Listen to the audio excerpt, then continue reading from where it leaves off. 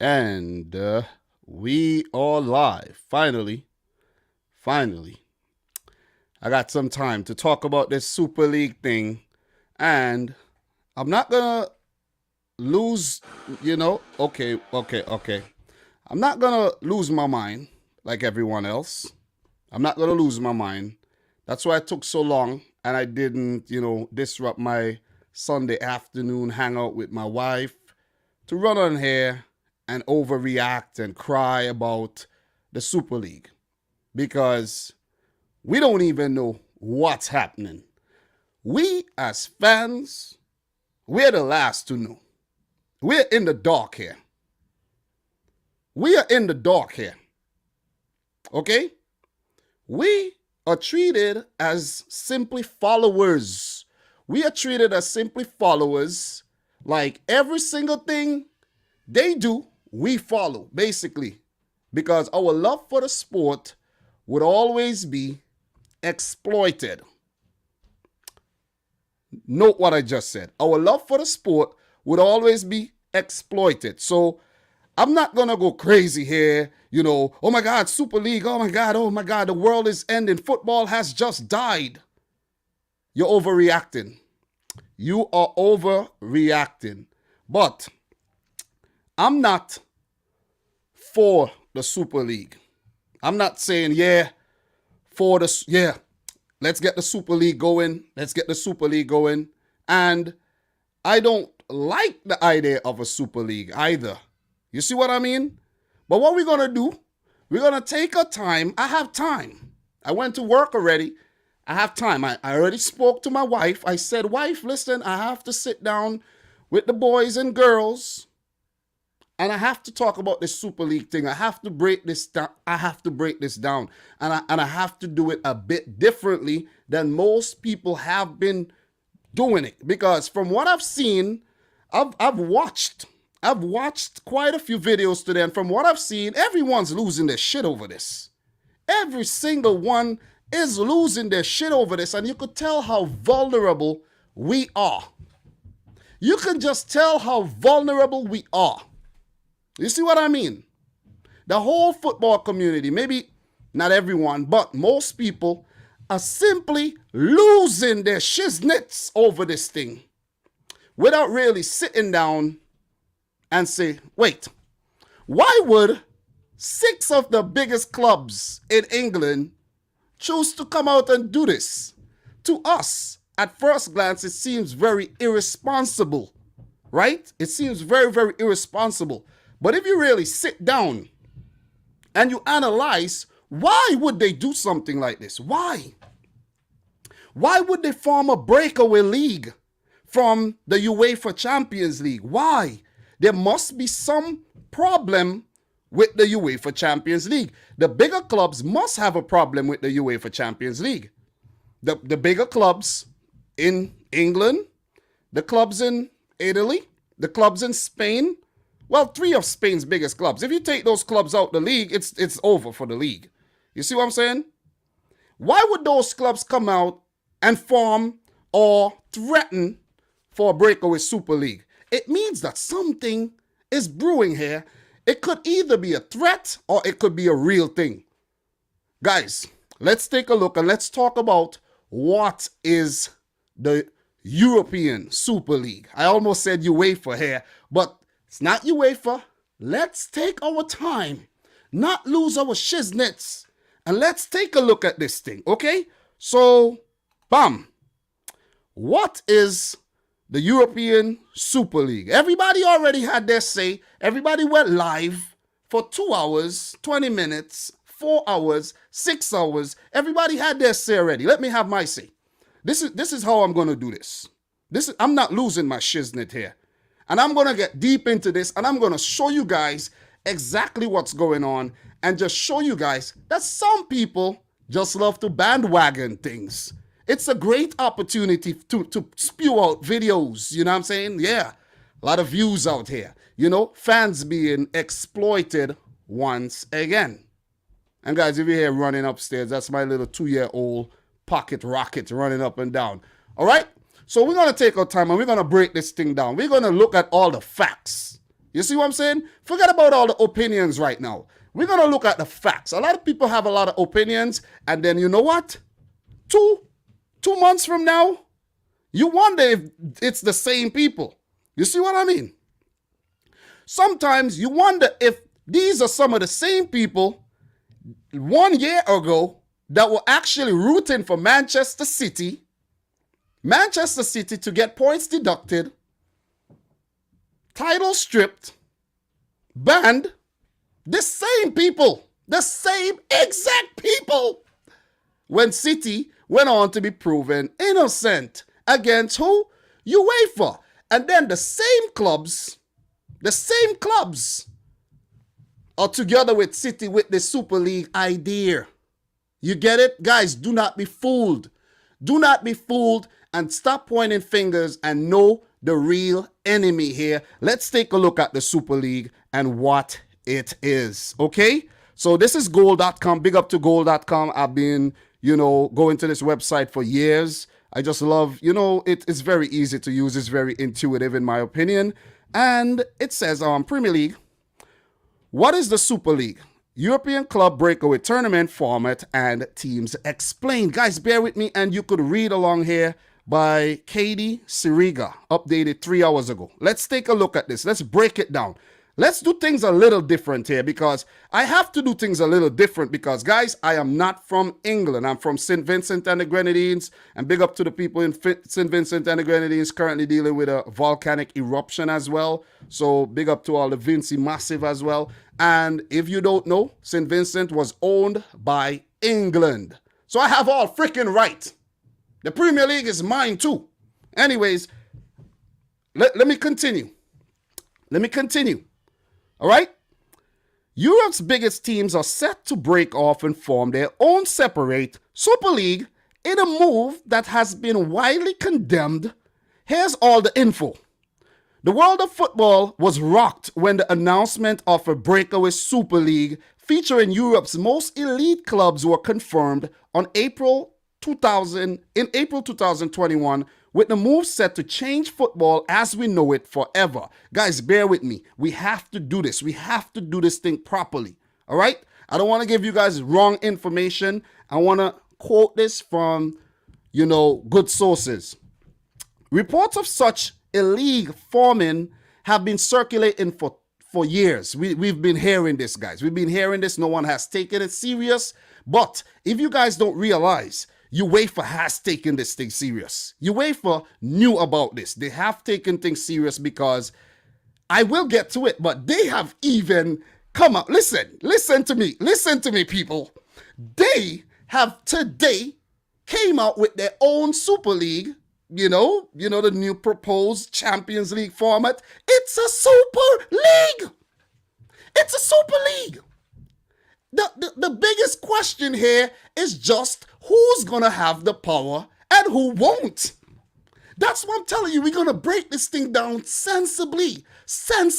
We're not going to lose our shiznits. We're not going to cry. We're not going to talk about, oh, my club this, my club that.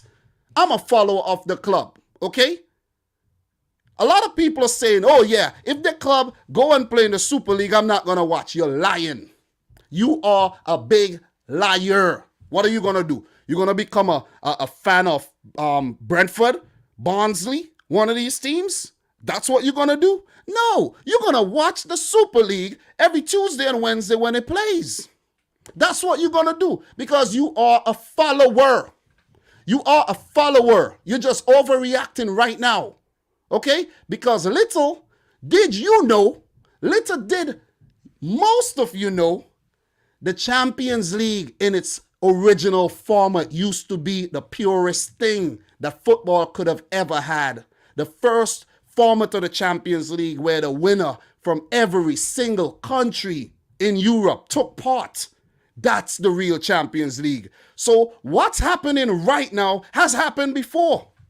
Within the same UEFA, organization, of course, but it has happened before where bigger clubs wanted more involvement in the elite competition. It has happened before. It could happen again unless UEFA get their act together, of course.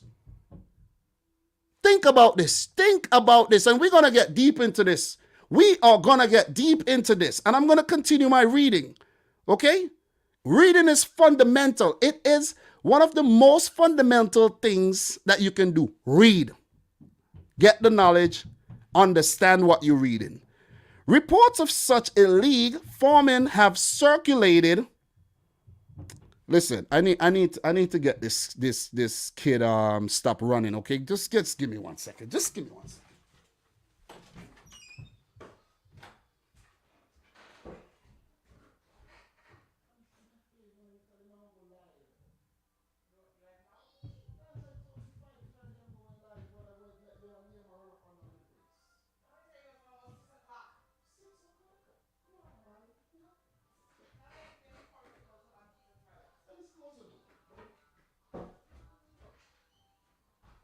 Sorry, guys. Sorry. I apologize. But you know, I have to have some order in the house. Gotta get some order in the house. I apologize, though. But it's for your own good. You know, you don't want to hear doom, doom, doom, doom, doom, doom, doom in your ears. You know, but big up to everybody in here right about now. Let's get back to this. Reports of such league forming have been circulating for years. As I said, UEFA knew about this. Taking on greater emphasis when the Spiegel released league plans for it in 2018. And with the tournament potentially beginning as early as next August, the football landscape is set to change permanently. But what is the Super League? Which European teams will be involved? And how will it affect the Champions League? Goal has a full guide. We're going to take a look at the full guide right now. So the contents are what is a Super League and which clubs are involved. Let's take a look at that. The European Super League is a new competition involving 20 clubs with 15 permanent ones called the founding clubs. And 5 guest teams who will be selected for involvement each season based on the result of their previous domestic seasons. Sound good or doesn't sound good? That is why I titled this video, Death of European Football as We Know It, or A Breath of Fresh Air. Some people like this. Some people don't. It's not particularly a closed league. I know what I said. I'm not for the European League. I'm not for the European Super League. But I want to really get to understand what's going on here. You see what I'm saying? I'm not being overreactive. I'm really not being overreactive here. So we have, there are 12 founding clubs, 6 from the Premier League, Arsenal, Chelsea, Liverpool, Manchester City, Man United, and Tottenham. 3 from La Liga, Real Madrid, Barcelona, and Atletico Madrid, and 3 from Serie A, Inter, Juventus, and AC Milan. These are the founding clubs. In the Super League's official statement, however, they detail that 3 other clubs are set to be included in the group of founders. The clubs will be announced in due course. It is believed that PSG, Bayern, and Borussia Dortmund have been approached, though Bayern Munich and Borussia Dortmund have already rejected invitation to join, and I think PSG have, came out and they UEFA. There's some investment from the PSG owner in, UEFA. We should know this. You know what I'm saying? We should know that there's a little thing going on there. We should know that. And also, big up to Obina. Big up to Obina for the super chat right there. Let me just acknowledge Obina because we got time. We got time to break this thing down. Guys, we got time. We're going to have a discussion here, and I will actually be looking at the comments pretty soon. So if you have anything really good, you could either drop a super chat so I won't miss it, or you could keep it to yourself until I actually get to the comments. Appreciate it. So Obina is saying, logistics-wise, who has time to fly to another country every other week to watch your team? In the middle of the week of work week, no less. FIFA has no power though. Look, the thing is, it's the money I think that's they're banking on will be exclusive television viewership. Like you'll have to pay for this, a subscription model of some sort. If you want to watch your team play in this league, you have to subscribe. You see what I'm saying? You got to subscribe. And that's where the money could come in. And there will also be enthusiastic, fans that would follow their team around, and there will be fans of that team in the particular countries. You see what I'm saying? And look, as I think as much as a lot of Liverpool fans or City fans are saying that eventually you might have to just go and watch. If it does happen. If it does happen. I'm not saying it is going to happen. I'm saying right now there's a threat. And you have to take threats seriously or, they could actually come to fruition. So we're just going to take a look so we could get a full understanding of the Super League. So when we talk, we're not just talking out our asses. We're talking factual things that were here, that we actually analyzed and we absorbed. The 15 permanent clubs, this is what a lot of people don't like about this. The 15 permanent clubs would be immune to relegation and therefore guaranteed spots in the Super League permanently. Now, this is a problem. You see what I'm saying? This is definitely a problem. I don't like the permanent thing because I, as a Man City fan, I do not permanently want to watch my team play against the same teams all the time. You see what I mean? Even though you do see it in the Premier League, but you do get there is a chance. Let's say there is a chance for a team that you don't expect to get relegated to get relegated. If the Super League was more open for teams from, let's say, a lower league or lower tier to get up in it, then it would have been a different situation. There is a chance for teams to get into it based on the 5 invitational teams, yes. But still, you know what I'm saying? I don't like the permanent thing. I really don't like the 15 permanent thingy there. I really don't like that. I really, really don't like that. I don't like the 15 permanent thing.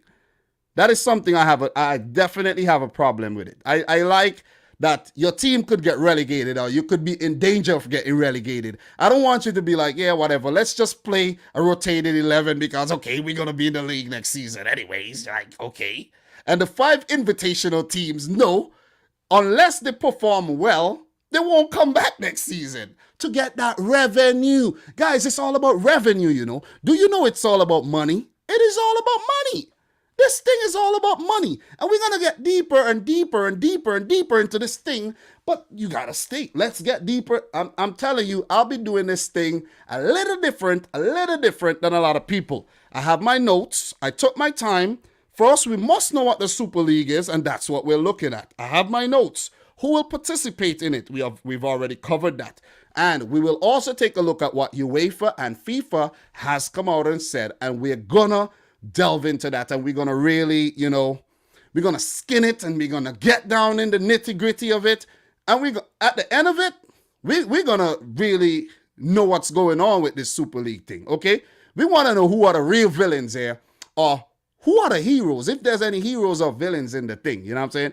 So the European Super League press release read, the formation of the Super League comes at a time when the global pandemic has accelerated the instability in the existing European football economic model. You see what I'm saying? So these clubs are thinking about their interests that they've already invested so much money in. And when I said invested, guys, most of these clubs are owned by investors. The FSG is an investment group. That's what they are. Investment group. It's not a person who loved the club when they were a little boy and they owned the club and their heart and soul is in the club. No, it's an investment. Okay? There's no soul and heart there. It's just invest. It's all about money. It's all about the money. All right? And if you look at the other owners involved, it's all about money. They're all money. It's all about money. You see what I mean? It's all about money. Roman Abramovich used to sell rubber duckies until he's now a mogul. You see what I mean? It's always been about money. Sheikh Mansour, it's all about money. Okay? It's all about money. This is the root of this thing. Money. UEFA has gotten themselves in this problem because of money as well. And these teams, I think personally, feel that UEFA are holding out on the money. So they say, listen, I'm going to break it down to you and tell you guys my whole theory of this before I continue. These clubs are saying, okay, UEFA, let me bring this thing a little bigger. UEFA, you give us such and such every year, right? You depend on us for this revenue anyways because we're the main attractions. We're the main attractions. Juventus, Barcelona, Real Madrid, the Bayern Munichs who are not, PSG not involved yet. Man City, Chelsea, Liverpool, Tottenham, Arsenal don't really play in Champions League. But this is what we tune in for, to see the big teams play. So the big teams are saying to UEFA like, okay, wait a minute here. Wait, so you tell me, if we put together our heads and we form a league independent of UEFA, that we could control things and we could get most of the money? No. Let's do this. Let us do this. Because UEFA, as we know, they are no saints. FIFA, as we know, they are no saints. And people need to realize this. People need to stop losing their shiznits here and cry about, the death of football, the death of football. Football have died and reborn many times. You just haven't noticed it. You just haven't been looking close enough. You just haven't been looking close enough. It has already died and come back many times. It has. You haven't been looking. But now everybody's just losing it right about now. Everybody's losing it. But what we're going to do, guys, let's get back to this article. Let's get back to the article. Let's not lose it. Let's not lose it. Please, people, do not make any assumptions. I'm just saying what's in my head right now, what I'm making of this. We will get to the nitty-gritty and we will analyze things. It's not about me. I see Christopher Clay here saying, wow, Dominic, you have no respect of the Premier League at all. It's nothing to do with that. I'm not for the Super League. You guys, you see, I'm playing a little devil's advocate here. We have to play devil's advocate to understand what's going on because there's always two sides to every story. Always two sides to every single story. We are hearing a lot of UEFA's side. Okay? And if you guys realize how UEFA are approaching this, they are acting very scared. Oh, we're going to ban players. We're going to ban teams. We're going to do this. We're going to do that. They're acting scared. They're looking for drastic measures to stop this thing from going on. But at the end of the day, UEFA and FIFA could threaten players about banning them from the Euros and the World Cups. Who's going to suffer? Us as fans. Which means does UEFA care about the fans? Does UEFA care about the fans? Does FIFA care about the fans? If they're willing to take away the quality from these competitions, do they really care about us? No, they don't. Guys, this thing is a war above our heads. This war right now that's going on is above our pay scales. I'm not getting paid for this. I'm not trying to capitalize on this. I'm just a simple football lover giving you guys my understanding of what's going on here. Without losing my shiznit and crying about, oh my God, my team, my team has gone into the Super League. No. I have no control, none. We have no control, absolutely none, over what's going on here. Did the clubs consult us? Hey fans, you know what do you think here? What do you think here, fans? Big up to A-Bob in the house. What should we do here, fans? Let's put out a poll. Let's just put out a poll. Let's just put out a poll. Put out a poll on Twitter for the fans and hear what the fans think. Should we join the Super League, fans? No, none of that was done. The clubs don't care. They don't care what you think. You are a follower. Your love is being exploited. Your love is a weakness. They got you already. You already been got. You have already been got. All right? When the clubs sell us these jerseys, guys, I've been waiting for these jersey prices to drop for freaking months. The City third kit, I can't get it for a good price. It won't come down. It won't come down. They don't care. They just want money. Money, money, money, money. That's what it's all about. That is what it's all about.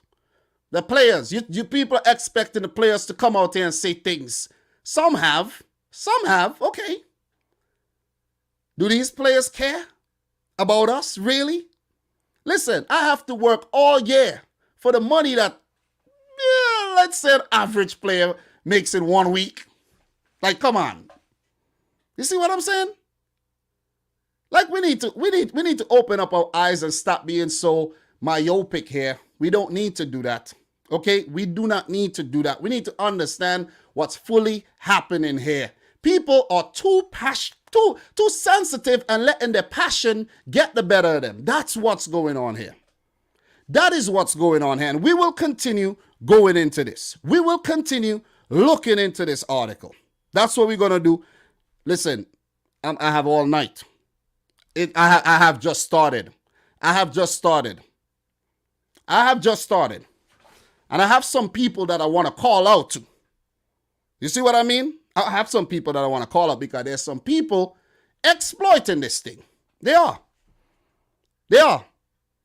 Really and truly, they are.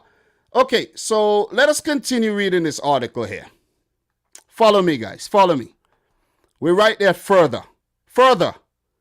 For a number of years, the founding clubs have had the objective of improving the quality and intensity of existing European competitions throughout each season and of creating a format for top clubs and players to compete on a regular basis. By bringing together the best clubs and best players in the world, the Super League will deliver excitement and drama never before seen in football. Football fans, isn't that what you want? You see what I'm saying? Isn't that what you want? People are acting like if this is not what they want. I'm not saying that this is what I want. People are acting like if this is not what they want. Because when Burnley are playing against Brighton, nobody watch. Nobody watches. When City playing Liverpool, oh yeah. Woo! Yeah. Man United, Liverpool, yeah, baby. Oh my God. Burnley, they playing, let's say, West Brom. Nobody cares. Nobody cares. So the Super League, the idea behind the Super League is saying like, whoa. If this thing is all about money right now, if it's all about money, where the investors, and note the word investors are only making decision for their best interests of, in the best interest of their pockets. Come on. They want power, they want money. And UEFA have not been giving them the power that they crave and haven't been giving them the money that they think they deserve. So that's why they want to break away. Come on, guys. Aren't you seeing what's going on? Aren't you seeing what's going on? We need to... And the thing is, a lot of people are saying, oh man, football have died and football have... How? There's football playing in other countries. There's football... You know what I'm saying? We have to... Listen, it's all about money. It is all about money here. You know why it's all about money? Let me come back big here again and talk to y'all. And open up your eyes. UEFA, 55 nations in UEFA also. Africa, 55 nations. Why does UEFA get 13 places at the World Cup and Africa only get what? How many Africa gets? 5? Is it 5? Asia, how many countries in Asia? Why do they only get what? 4? Something like that? Guys, come on, open up your eyes here. UEFA and FIFA are not the good guys. It's all about money. It's always been a hierarchy in the sport, always. It's not equal. It is not equal. It is not equal. You might look at me like, oh, you're talking BS, Dom. but it ain't equal. You see what I mean? So maybe this is the first time UEFA are getting a feeling threatened. It's a real threat because the big boys, they don't want nothing to do with you no more. They don't want no part to do with your competition. Hence the reason why UEFA are coming forward with their revamped UEFA Champions League, which is another Super League. And we're going to get into that. It's another Super League. It's another Super League.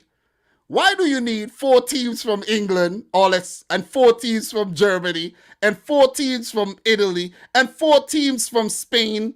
Why? Why? And what happened to the guys from Hungary and Bulgaria and Croatia and Serbia? What happened to these guys? What happened to the guys from Scotland? What happened to these guys? Don't they have an elite team too? You see what I'm saying? You see what I mean? So it's the same thing. It's the same thing. The only difference is with the UEFA League now, you get a better chance of getting in because the places are not permanent. The places are not permanent. But the other countries that does not have those big teams, those super teams, they're suffering. They're going to suffer. And what does UEFA go and do on top of that, guys? They add a conference league. They add a conference league. More cash grab. That is what the conference league is for. More money. More money. Why add a third league? Why add a third league? Who wants to watch a third league? Teams that are going to qualify for the conference league. Let's say, for example, Liverpool qualify for the conference league. Let's just say that. Liverpool fans, do you want to watch your team play against, let me find a team. Let's say Lokomotiva from Croatia. Is that what you want? You see what I mean? Do you want to go to Kazakhstan? Do you want to play Astana over in Kazakhstan and then go to Baku? They might not, draw you guys, but let's say you meet in the semis. That's what you want? You see what I'm saying? So who's the bad guys here? We have to take a look at who's the bad guys here. You see, it could be a bluff. It could also be a bluff. To get more what? Money. To get more what? Power. Maybe respect. But we're going to go back to the article. We're going to be here for a while. Only been here for half hour. And we've already been on absolute fire already. You see what I'm saying? We've been on fire already. I may have made some good points. I may not have made some good points, but I'm just saying how I feel about this thing. So, when will the Super League be introduced? You see how we're breaking this thing down sensibly. You see that? I'm giving you information value. Okay, so if you're listening to this and you're not watching, you're actually getting some value here. You don't even need to watch. The Super League press statement said that it plans on introducing the competition ASAP, which means as soon as possible. As soon as possible, okay? Or as soon as practicable. As soon as practicable, but it sounds like ASAP. All right. This would suggest that the competition could have its inaugural season begin as early as this August. That's ASAP. Though negotiations surrounding the tournament are still going on. Listen, you guys have to really open up your eyes and see what's going on here. Why would 6 Premier League clubs, the big 6, decide to do this? They have to feel as if they have the leverage. They have the power. They have to feel like, got you where I wanted you. Got you. You know what I'm saying? Got him. You see what I'm saying? Got him. Got you exactly where I wanted you. So now I'm going to pounce. It's either you do this or we do this. Because, guys, believe it or not, the UEFA Champions League makes a lot of money. But when you look at the revenue that each club gets, it's chump change. Chump change. You see what I'm saying? Some of these clubs don't even need that type of... Some of them do, some of them don't need the money. You see what I'm saying? If I'm being real. Some of them do, some of them don't. Maybe the clubs like Barcelona, who has debt, going over their head tops. You see what I'm saying? They need it. They need it. That's a valid reason for them to go in it. They're in the Champions League every season. They're still in debt. So it makes sense for them to join a Super League. You get what I'm saying? But the crazy thing about it is they would love to be a part of the Super League, and still they're not abandoning their respective leagues. They don't want to do that. They don't want to do that. But we're gonna get deeper into this thing. We're gonna get deeper. Let's go back. Let's not lose our shiznit here. So what is the European Super League format? What is the format? The European Super League is similar to the Champions League in that it's a knockout tournament featuring Europe's most elite clubs. Whereas we might say that the Champions League does not feature Europe's most elite clubs. Because look, when you go back to the Champions League, guys, I was talking to somebody today, right? And I'm like, why are City playing against Marseille? Why are they playing against Marseille when Marseille are not the champions of France? Why? Why are they playing Marseille? City had Porto, Marseille, and Olympiacos in their group. You see what I mean? And I'm like, boring. City walk the group. Is that what fans want? Really? Think about it, guys. Is that what fans want? Not really. Deep down, fans really want the Super League. But most people are afraid to say that they want the Super League. Most people are simply afraid to say, yeah, that's what we want. We want the Super League. The only problem with the Super League, it's not as inclusive as we want it to be. Let's say they came out with the Super League, right? For the first year or first 2 years, the founding members who are brave enough to break away, you get to be in it and you get to reap the revenue. But after that, it's free for all. Everybody would jump on it, especially if the revenue is more than what UEFA is offering. You see what I'm saying? You get what I'm saying? So it's a very, very, very, very complicated debate that could go on for days upon days until we get concrete information on, each of the clubs and their stances and all of that. And, we get more press releases and we get more definitive answers. As of now, we are in the dark. We are in the dark. You see what I mean? We are in the dark here. And people need to stop losing their shiznits because guess why? Let me tell you why. You have to put some trust in your club. And this is where I saw and I realized a lot of people are not trusting their clubs. They do not trust their clubs. They don't trust their clubs. Because why would your club do this to you? Don't they respect the fans? Why would your club do this to you? And I go back and I allude to what happened to City last season. When the thing happened, right? When you wait for Ban City on Valentine's Day 2020, numerous channels on YouTube, football fan channels. Oh man, they destroyed Man City. And I looked at these guys and I said, I was so appalled. I was so embarrassed of some of these guys. Because you know what? They don't like City, right? So they say, okay, yeah, they're cheats anyways. They cheats. Deduct this. Take away this. Without giving City a fair chance. What was my stance? Listen, I trust the club. I trust that they did the right thing. The club came out with the statement. They did the right thing. What ended up happening? Dismissed. Dismissed. What did City do? They went right back into the UEFA Champions League, finished the Champions League season, got knocked out, but they came back this season in the Champions League. You see what I mean? City moved on, but maybe that was not even the end of it. There's a lot of things that happen that we don't know about. We are just fans. Not all of us are privy to some of the inside information that some other people are privy to. We're not privy to this. You see what I'm saying? We are reactionary people. We react. We react. We lose our minds when things happen. That's what we do. And that's what they feed off. They feed off our vulnerabilities and our love for the sport. It's like a relationship. Sometimes, you know what I mean? You're in a relationship, you know how the other person feel for you, and you exploit that. You see what I mean? But we're going to continue here. We're going to continue. Thanks to everybody who's been in here. And we'll get to some comments pretty soon. But let's continue here. Let's continue here. The competition is set to involve two groups of 10 teams competing in home and away matches played in midweek.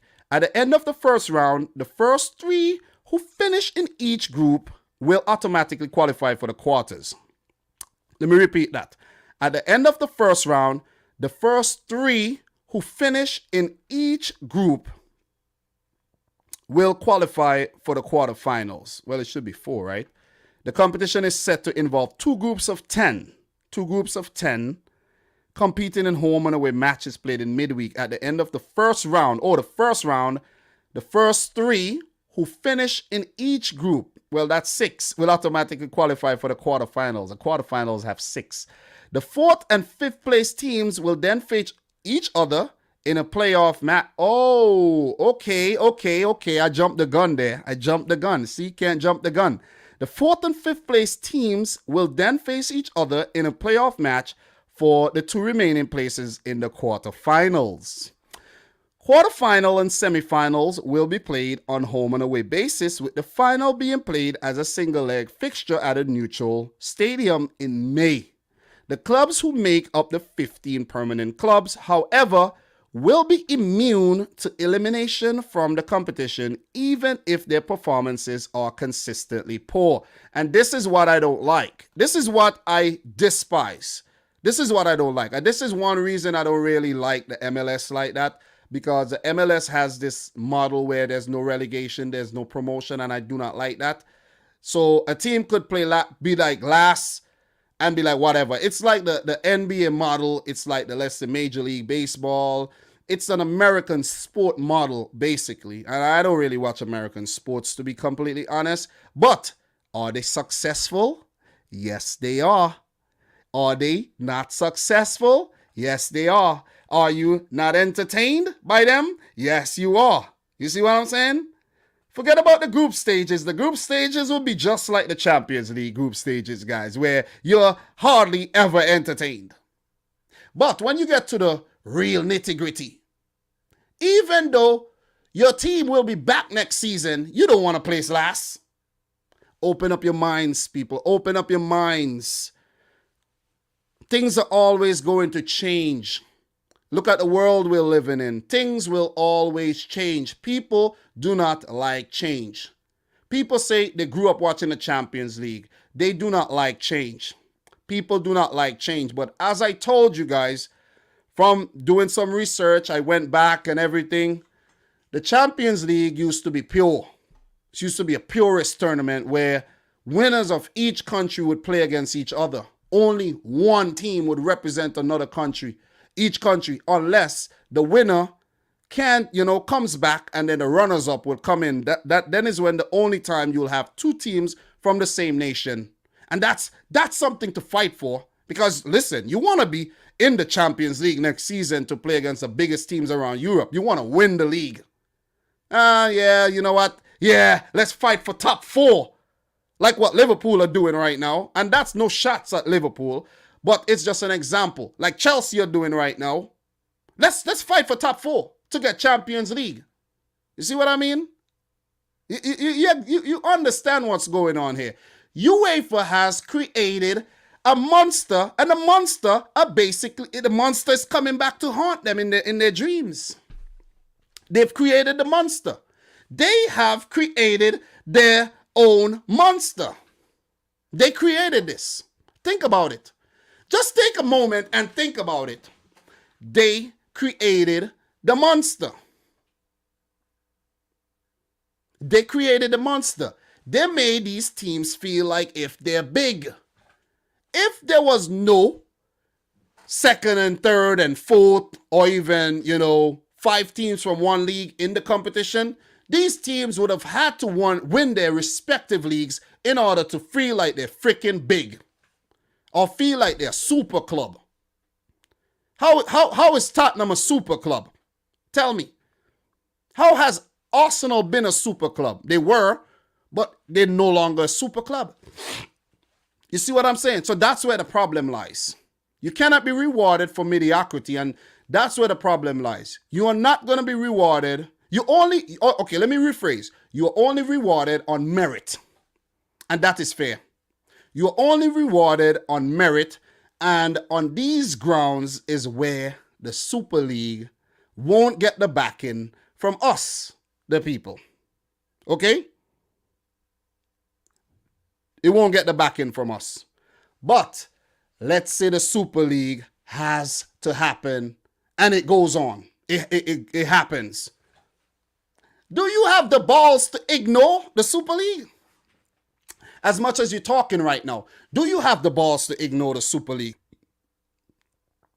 Some of these very pundits who are condemning the Super League, some of these very YouTubers that are condemning, they are the same ones that would be making videos on the European Super League a year or two from now if it happens.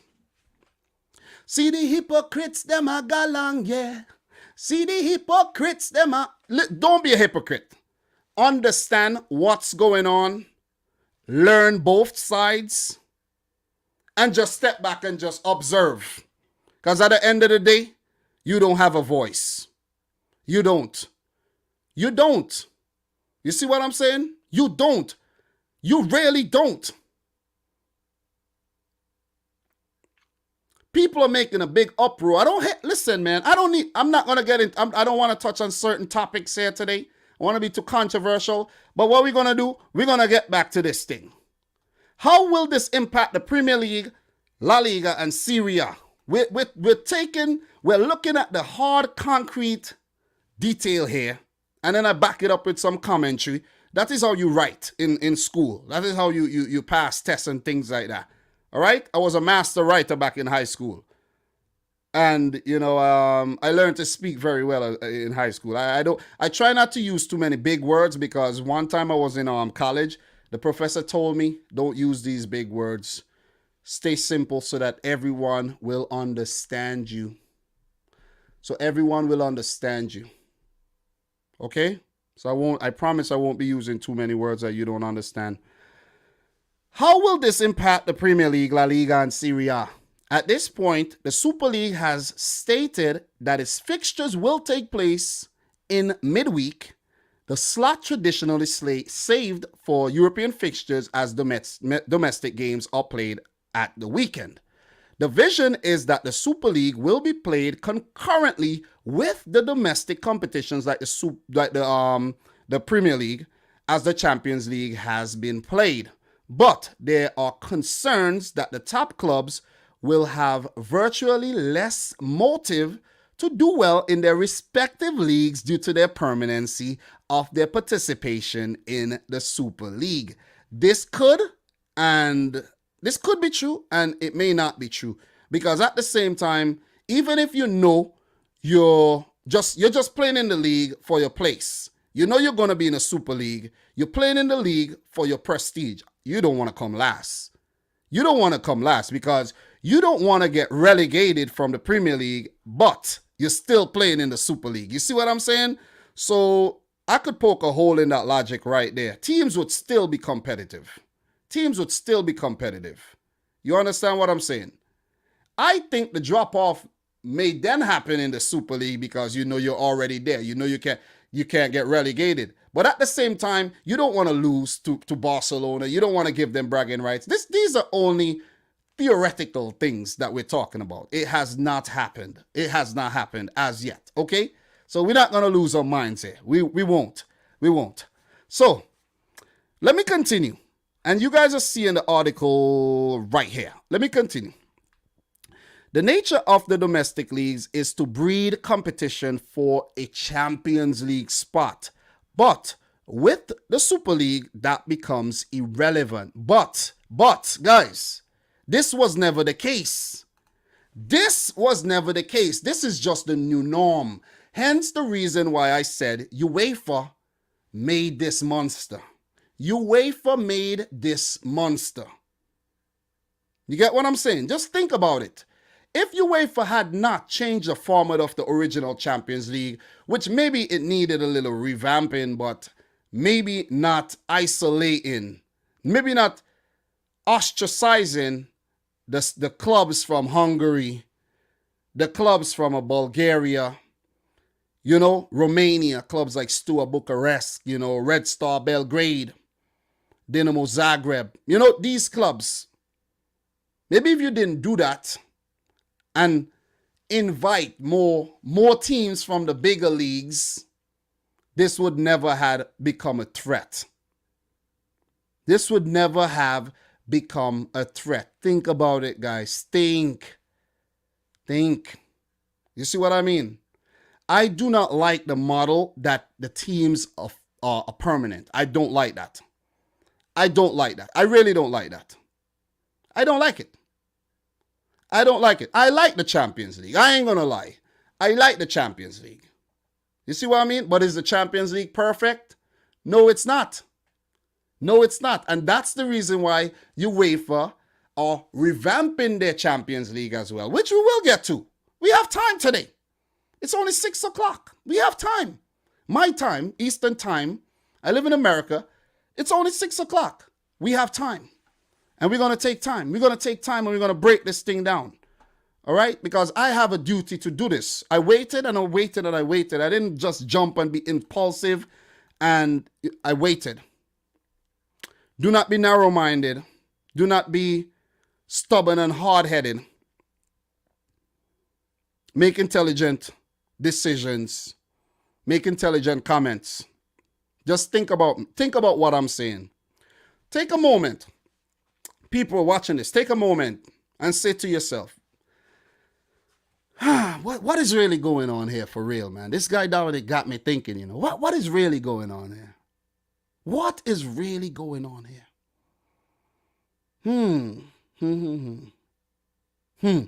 You see what I mean? So, look, let us continue reading this thing, please. We got a lot to go through.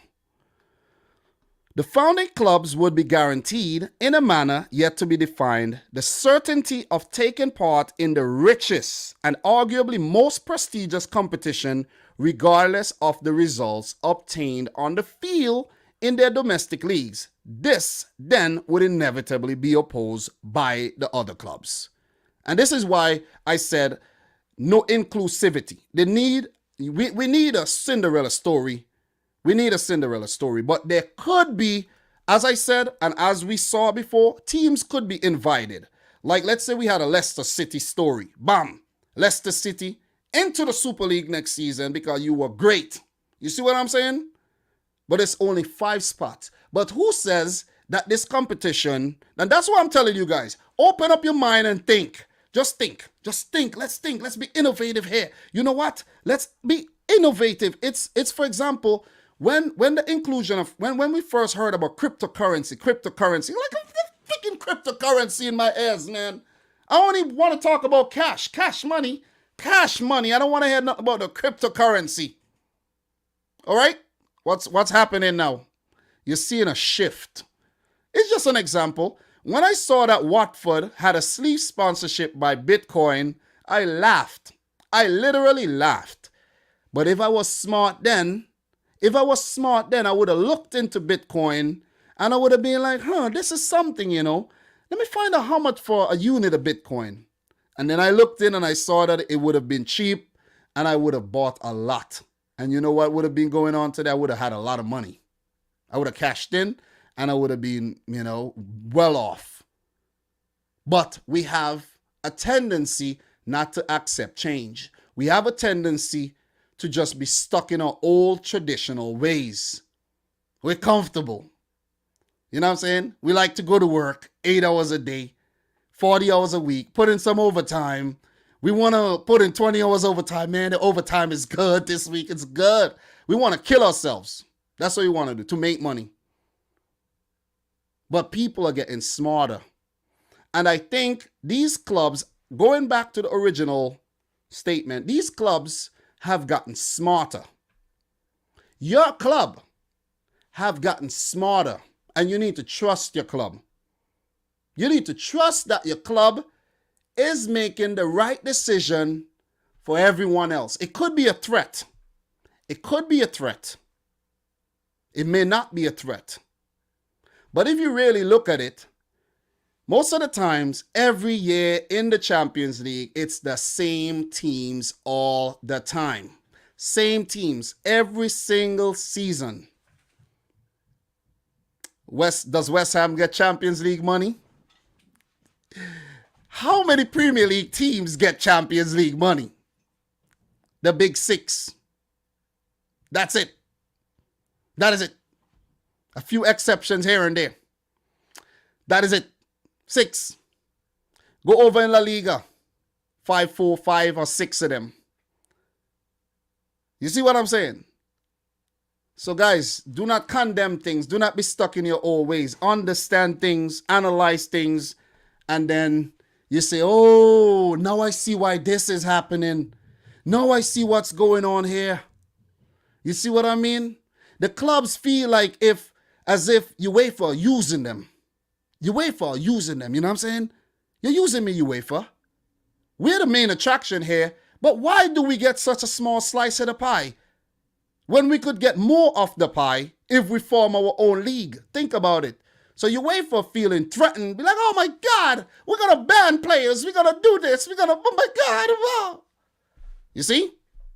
The same FIFA, the same UEFA who won't stand up and fight racism in football, fight injustice in football. The same FIFA who would give a World Cup to Qatar where 6,000 plus workers have died. That's people's moms and dads have died. Brothers, sisters, uncles, aunts, cousins have died. The show will go on still. Who cares? Nobody cares about you. The show has to go on. For the sake of what? Money. What did FIFA go and do? Expand the World Cup. 48 teams. No, we don't care about quality. We want more money. More. It's about more. It's about more. It's all about money, guys. You want to watch a 48 team World Cup? That's what you want? That's what you really want? 48? Really? That's what you want? You want a drawn out World Cup like that? You see what I'm saying? So, oh man. Listen, who's the real bad guys here? Who's the real bad guys here? Is it FIFA? Is it UEFA? Is it the Premier League? The teams that has broken away to form a Super League? Who are the real bad guys? That's the things, that's the questions you have to be asking yourself here. You see what I mean? Who are the real bad guys here? And as I said, we have to trust that our clubs are up to something good. They're up to something good. Because what they've been offered over the years is obviously no good in the interest of the club. You see what I'm saying? Think about it. You just think about it. Just think about it. The show has to go on. How many teams have been affected by the COVID-19 pandemic? How many? We still haven't Champions League. Monies, big monies are still being paid out to the clubs participating in the Champions League.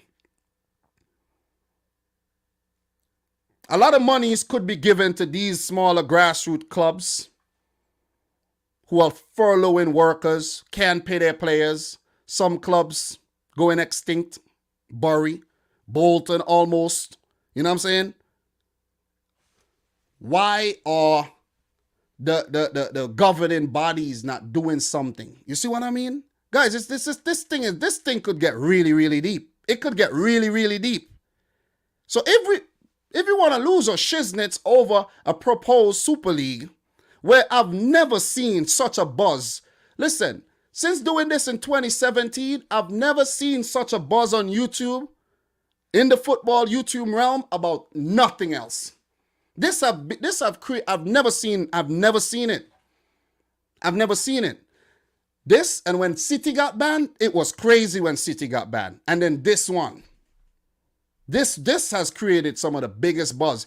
I've seen people made 4-hour live streams, 6-hour live streams. I might make a 4-hour live stream today too, talking about this.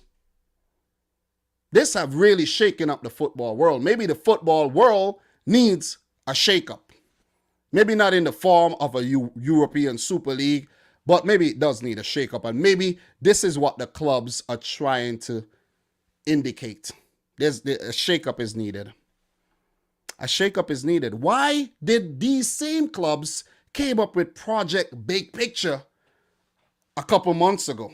Think about it. Several months ago. Because things need to change. The old way isn't working anymore.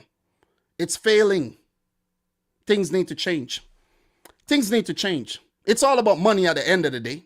It's all about money at the end of the day. But it's who gets the money and how the money is distributed. Who gets the money and how the money is distributed? Who says that the Premier League won't get some money from this? La Liga won't get some money from this. They have clubs in it. Who says that? You see what I mean? But because UEFA they are the governing bodies right now, FIFA. Of course, the leagues are gonna, take sides with UEFA. But what we're gonna do, guys, we're gonna get right back into this article right here. We are gonna get right back into this article and we're gonna try to break this thing down properly. Very, very proper. You know what I'm saying? We're not going to just lose our minds here and, oh my God, oh man, I'm so disappointed in Man City. I'm so disappointed in Liverpool. Oh man, I'm so disappointed in Chelsea. No. They had to come up with this for a reason. And as I said, I'm playing a little devil's advocate here, where most people have not done this. Most people have just been crying on about this thing. You see what I mean? This could be a threat or it could be a real thing. But these things are done for change to happen. What has the response to the Super League been? It has not been a good response. I could tell you that one time. And we're going to get into a lot of things. So soon we are going to get into what UEFA and FIFA have said. And we're getting that. I think my notes, I'm getting right into the note. I think I'm on the money with this one. You know what I'm saying? I'm on the money with the notes here because I don't know, maybe I saw this in my dream or something. The European Super League has been heavily criticized by prominent football figures and supporters alike, with Gary Neville leading the fans' sentiment with his opposition to the tournament, calling it pure greed and even suggesting that the sides who have signed the proposal should be punished with a points deduction. Like, are you kidding me? Really? Are you kidding me? Are you kidding me? Like, as I said earlier, are you really going to watch the Premier League if Tottenham, let's say City, United, Arsenal, Chelsea, Liverpool are not in it? Guys, it's a lot of bluffing on both sides. A lot of bluffing on both sides. I got to say, a lot of bluffing on both sides. So we're going to continue to read in here because we want to get the facts straight. And I did watch the Gary Neville his little rant. And I have to say this. And I'm going to go back to say this. A lot of these same people that you see ranting about this thing, if the Super League was to happen, the same people would be working as pundits. The same people on YouTube who are criticizing the thing are going to be talking about it, capitalizing on the whatever revenue they could make from it. It's going to happen. It's guaranteed to happen. We just can't help it. You see what I'm saying? Because we are sheep. That's what we are. Sheep. Okay? We are sheep. We're going to follow because we're vulnerable. We love football. Does that make sense? Does that make sense? What I just said. Does it make sense? People are getting very emotional here because they don't like change. And the crazy thing about it, I don't think people are really sitting back and watching to see what's going on here, I don't really think people are just watching to see what's going on here. I don't. I really don't. Aren't people looking at UEFA's model of their new proposed Champions League that we are going to get into? You see what I'm saying? We are going to get into the UEFA model. I think people probably think that I'm for this Super League, but I'm actually not. I am not. But let's say the Super League does happen and there's no more Champions League. What am I supposed to do? What are you supposed to do? Is it fair is it fair to us to just, okay, we can't, oh, you know what, I'm not, why would we even watch the league anymore? So we would just not watch our clubs? You see what I'm saying? We would just stop watching our clubs. Think about it. Think about it, guys. You just think about it. I don't want to be, you know what I mean? And this is what I have a problem with a lot of times. You see the hand clapping and the bandwagoning? I don't like that. I don't like that. You got to be able to take a little criticism. You got to be able to put things on both sides. You got to be able to look at things at different angles in order to understand what's really going on, because everything is not what it appears to be. There's always two sides. There's always something behind that, you know, oh, you're like, damn, I didn't even understand that. You see what I'm saying? Anyways, thank you very much. I see Eric Sternberg, 10 Canadian. Thank you very much. He says, keep the hardcore balanced conversation going, buddy. No respect to any side that got us to this point. Thank you very much. Do appreciate that. Look, I'm just here to give my thoughts and just break this thing down. Look, I'm not for the Super League. I'm going to reiterate that I'm not for the Super League. I'm not for the Super League. But we don't know if the Super League is better than the Champions League. Why? Because we won't give it a chance. But as I go back to say, maybe our clubs are making the decision for us in the best interest of the club and maybe for the fans. Who knows? But at the same time, we as fans we feel like we deserve an explanation. We deserve more transparency here. But maybe the clubs are saying, listen, man, just trust me. This is above your pay grade. This is above your head. Just calm down. We got this. Maybe that's what it is. That's what it is. I'm only speculating here. But I do appreciate the super chat there, Eric. Do appreciate that. So fans from the participating clubs have led protests against the implementation of the Super League, accusing clubs of only caring about the financial rewards and not considering the fans. You know, and there's a tweet here. Chelsea Nizar Kinsella. Never heard of him. Maybe I should, but I don't. Chelsea fans will be protesting the Super League plans in person at the stadium and pulling signs made by them from the stadium. I've seen Liverpool supporters are doing the same, Chelsea FC. So we have Neville. I did read the Neville. I did listen to the Neville interview. He also said, I'm not against the modernization of football competition, but to bring forward proposals in the wake of COVID is an absolute scandal.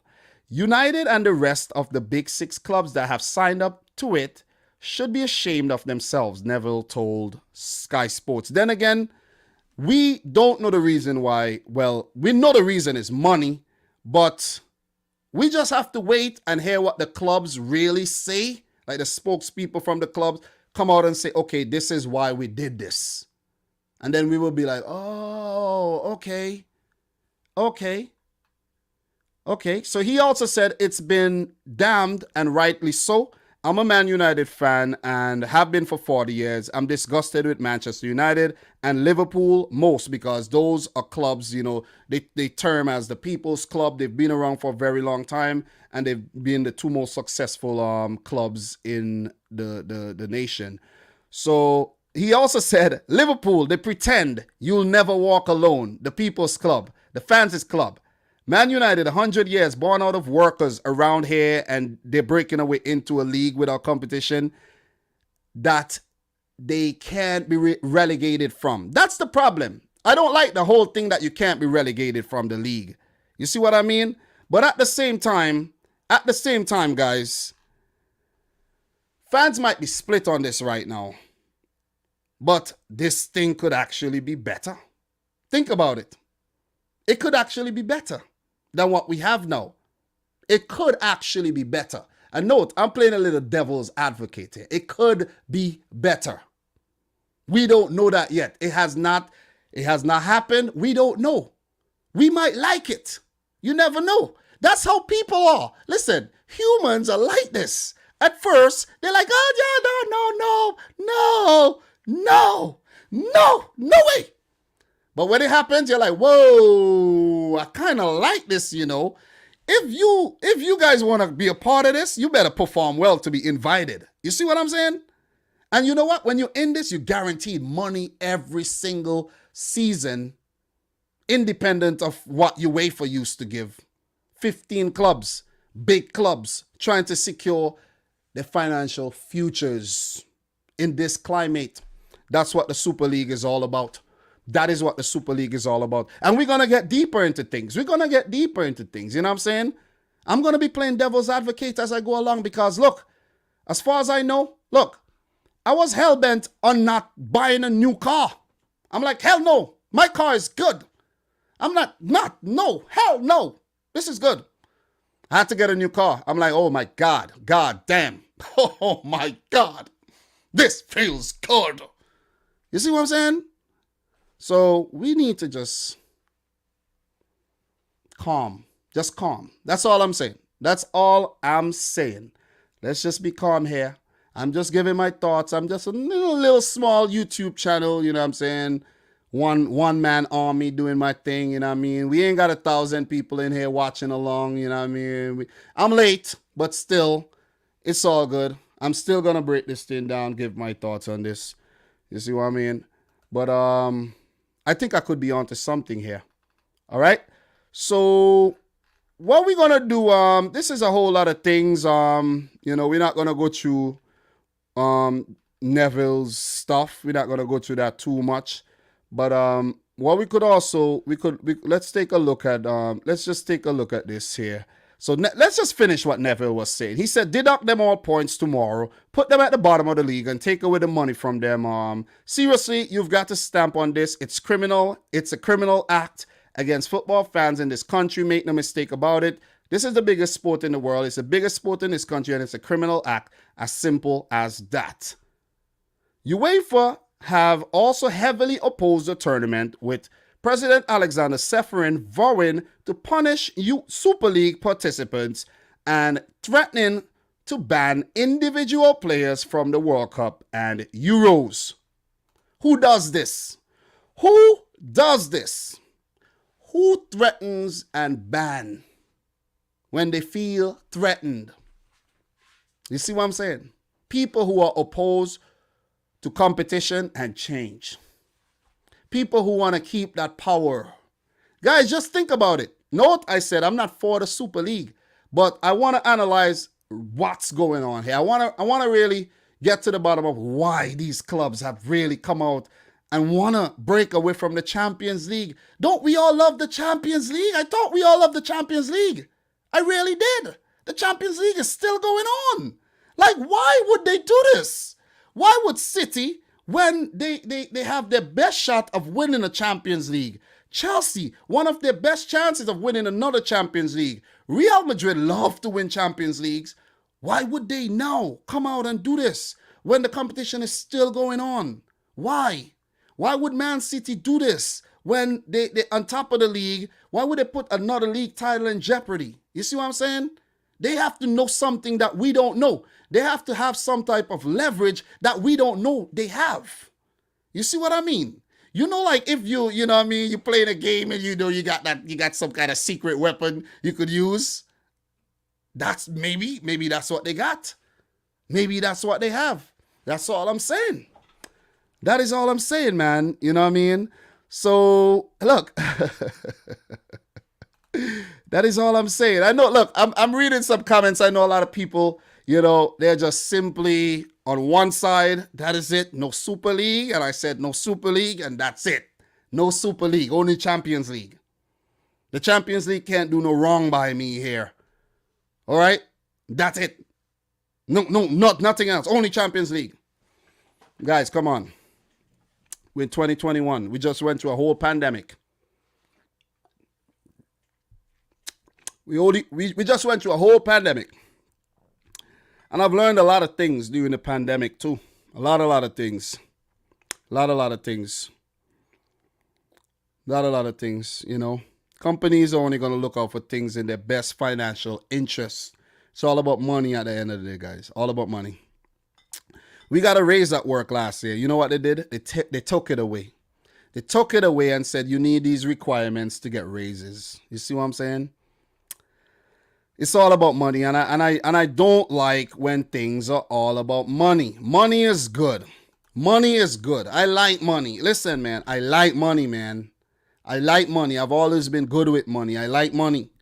But I don't make money take control of me, and, I don't make money influence every decision here, because if that was the case, I won't be here doing YouTube videos. You know what I'm saying? I won't. Believe it or not, guys, a lot of people do have passion for the sport, but they are motivated by the money on here, on YouTube. They are motivated by the money. And I'm not, because the money that I make on here, come on. You see what I'm saying? Like, come on. You see what I mean? It's nothing. It is nothing. But I still come back because I'm a follower of the sport. It got me. It got me sucked in.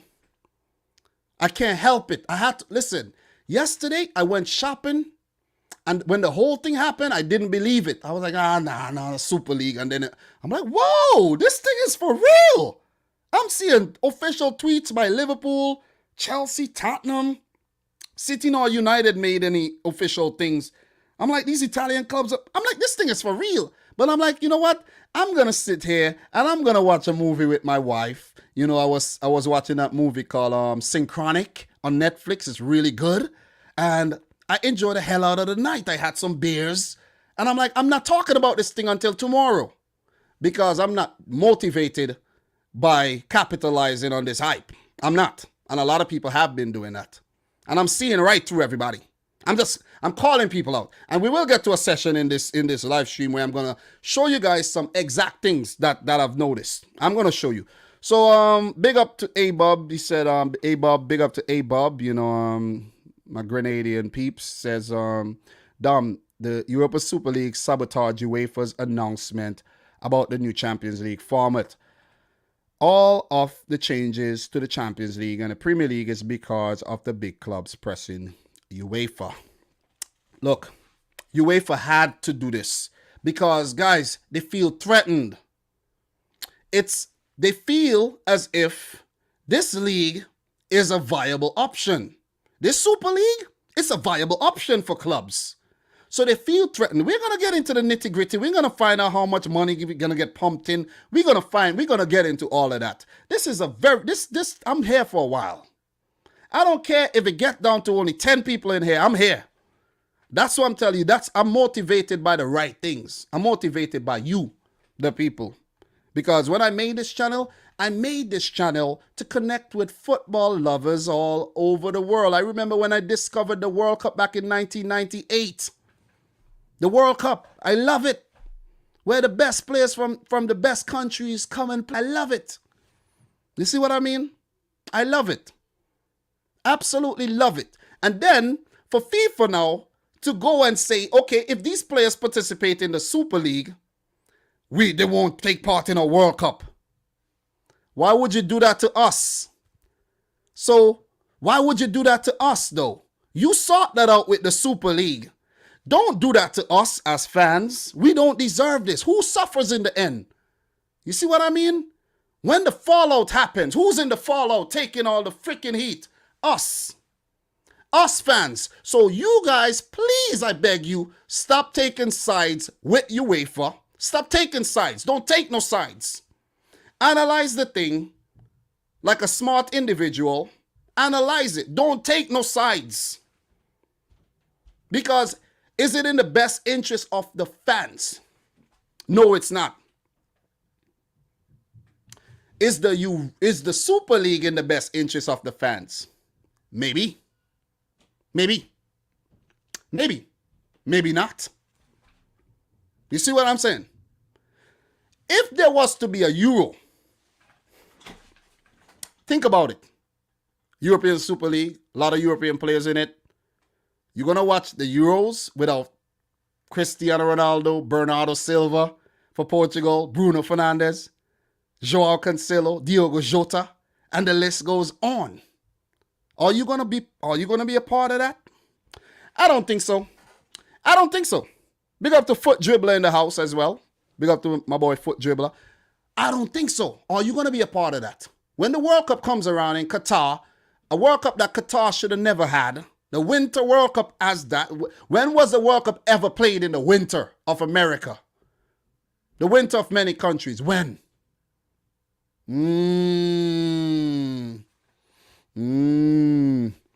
Change was forced upon you. You didn't have a say. You didn't have nothing to do with it. Not a goddamn thing. Nothing. Nothing. You didn't have nothing to say about it. Nothing. Not a goddamn thing. When there's a lot of racist acts happening in football, how many of these YouTubers you see go live for 4 hours? Not many. Small thing. Small thing. Get pushed under the rug. Let's move on. The show must go on. Stop taking sides with UEFA and FIFA. I beg you. I beg you. They're probably frauds. Not going to accuse them or anything. I ordered some things from the UEFA website. I only got my cap. Where is it? Is it this? Yeah. My Euro 2020 cap. I ordered like 3 things. They said they had it. They advertise it. And I only got 1 thing. You see what I'm saying? So, look, man. Can't trust them. Definitely can't trust them. But thank you very much. I see there was a super chat here. Appreciate it. Let me find that. Miran Osman, thank you very much. Appreciate that. Much love, much respect. Also, you know, big up to my peeps in St. Vincent and the Grenadines. I'm from St. Vincent, guys. Volcanoes erupting down there. Thank you very much. Appreciate that. Appreciate all the donations. You know what I mean? It ain't all about the money. I'm here for the love, the passion for us to talk about this thing.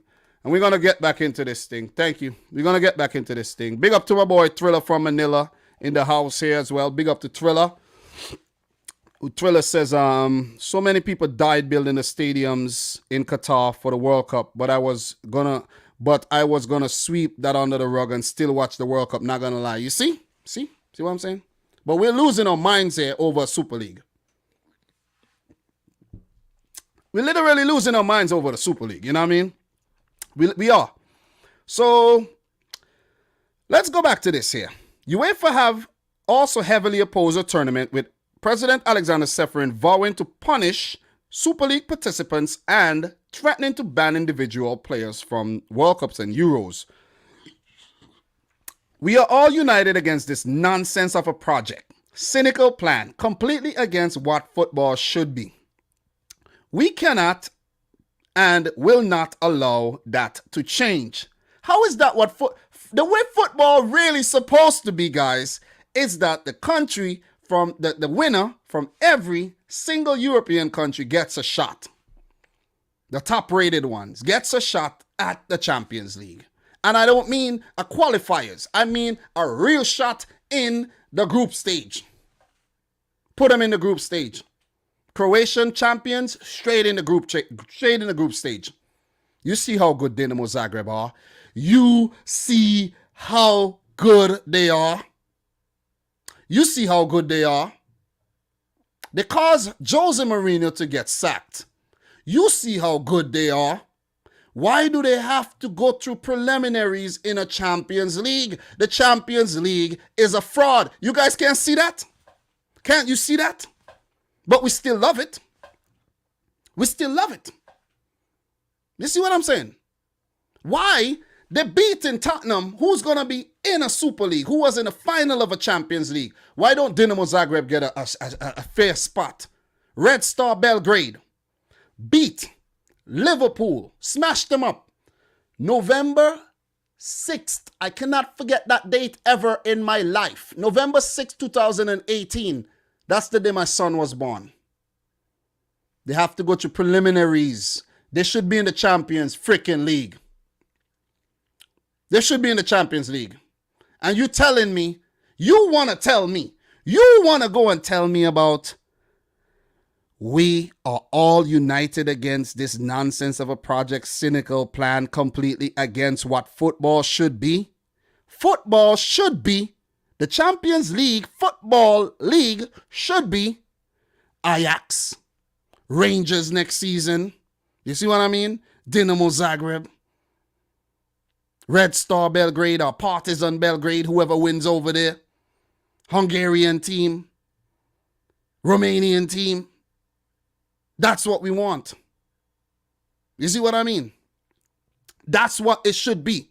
That is what now is gonna put money into those other leagues. Nobody wanna watch the freaking Romanian league. But guess what? If there's a team fighting to get straight into the Champions League, that competition is gonna get hot. The Czech league, Slavia Praha, knocking out Leicester. You see what I'm saying? Who else did they knock out? Knock out Rangers. Give Arsenal a good run in the first leg. You see what I'm saying? You get the point I'm trying to make. These are the teams that should be in the Champions League. So if you want to make a case against the Super League, put out a freaking better tournament and stop coming up with another Super League as well. They just basically came up with another Super League. You see the hypocritical stuff I'm talking about? The hypocrisy, you call it. You see the hypocrisy I'm talking about? You see what we got to put up with? And then we say we love the Champions League. We are only followers. We are only followers. That's what we came to know. Oh yeah, this is it? I love this. You don't know a goddamn thing about it, but you love it. You see what I'm saying? If you go back and you check how the Champions League have progressed, it was pure. It was very pure. And then year after year, they just kept making it. Oh yeah. They made it into a Super League. They made it into a Super League, guys.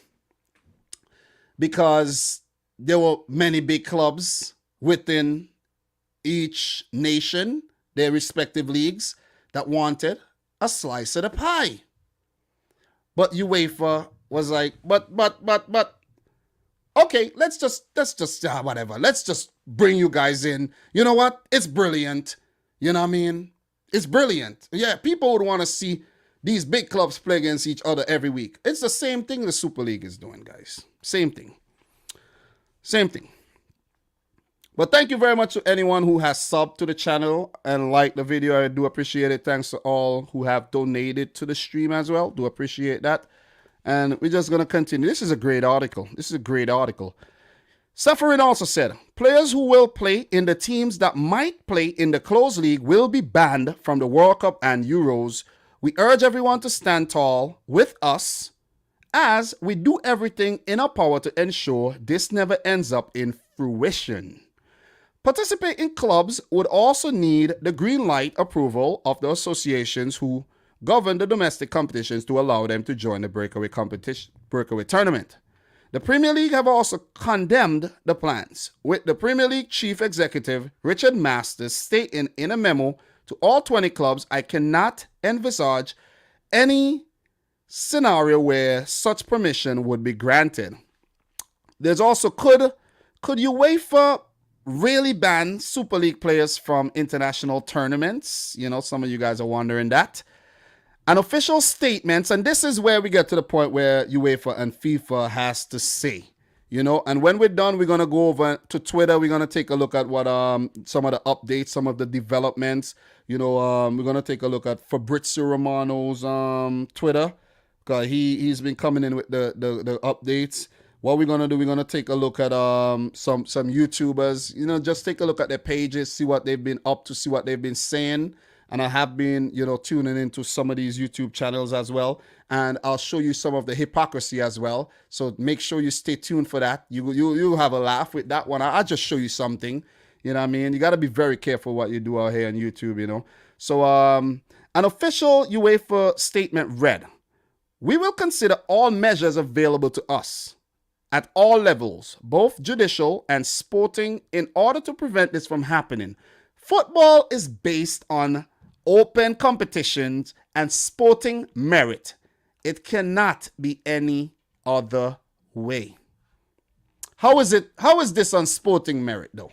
Please somebody explain to me how the Champions League is on sporting merit when it's called, please, for the life of me, explain to me how the Champions League makes sense. Please, I'm waiting. I'm waiting to hear how the Champions League makes sense. I'm just waiting. It's called the Champions League. How many champions are in there? How many? It's a sham. How many? It's a fraud competition. But we love it. The champions! The champions! It has a nice freaking theme song. We love it. You know what I'm saying? We absolutely love it, man. We love it. But please tell me, how is it a Champions League? I'm waiting for some people to actually, explain this to me, How is it a Champions League? How is it a Champions League?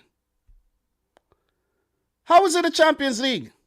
I'm waiting. J.R. Stinger, how is it a Champions League? J.R. Stinger said, this is why I love this channel. Actual, factual, and helpful information. How is this a Champions League? How? I'm asking a friend. How is it a Champions League when there's only one champion from England in there? One. One champion from Germany. One. You see what I mean? It should not be called a Champions League. It should be called something else. A Super League. Because that's what it is. Should be called a Super League. It's a Super League. It's a Super League. It is nothing but a Super League. So if there's one Super League and another Super League is coming along, of course you're not going to like that Super League. Of course not. Come on. You don't want another Super League. You don't want competition. You want to control the money. No, the clubs want to control the money. You see, that's where the problem come in. So when I tell you guys, your clubs are making a decision based on the best interest of, the club's existence. They have thought long and hard. They have put a lot of thought into this. And they'd be like, wait. Wait. Wait.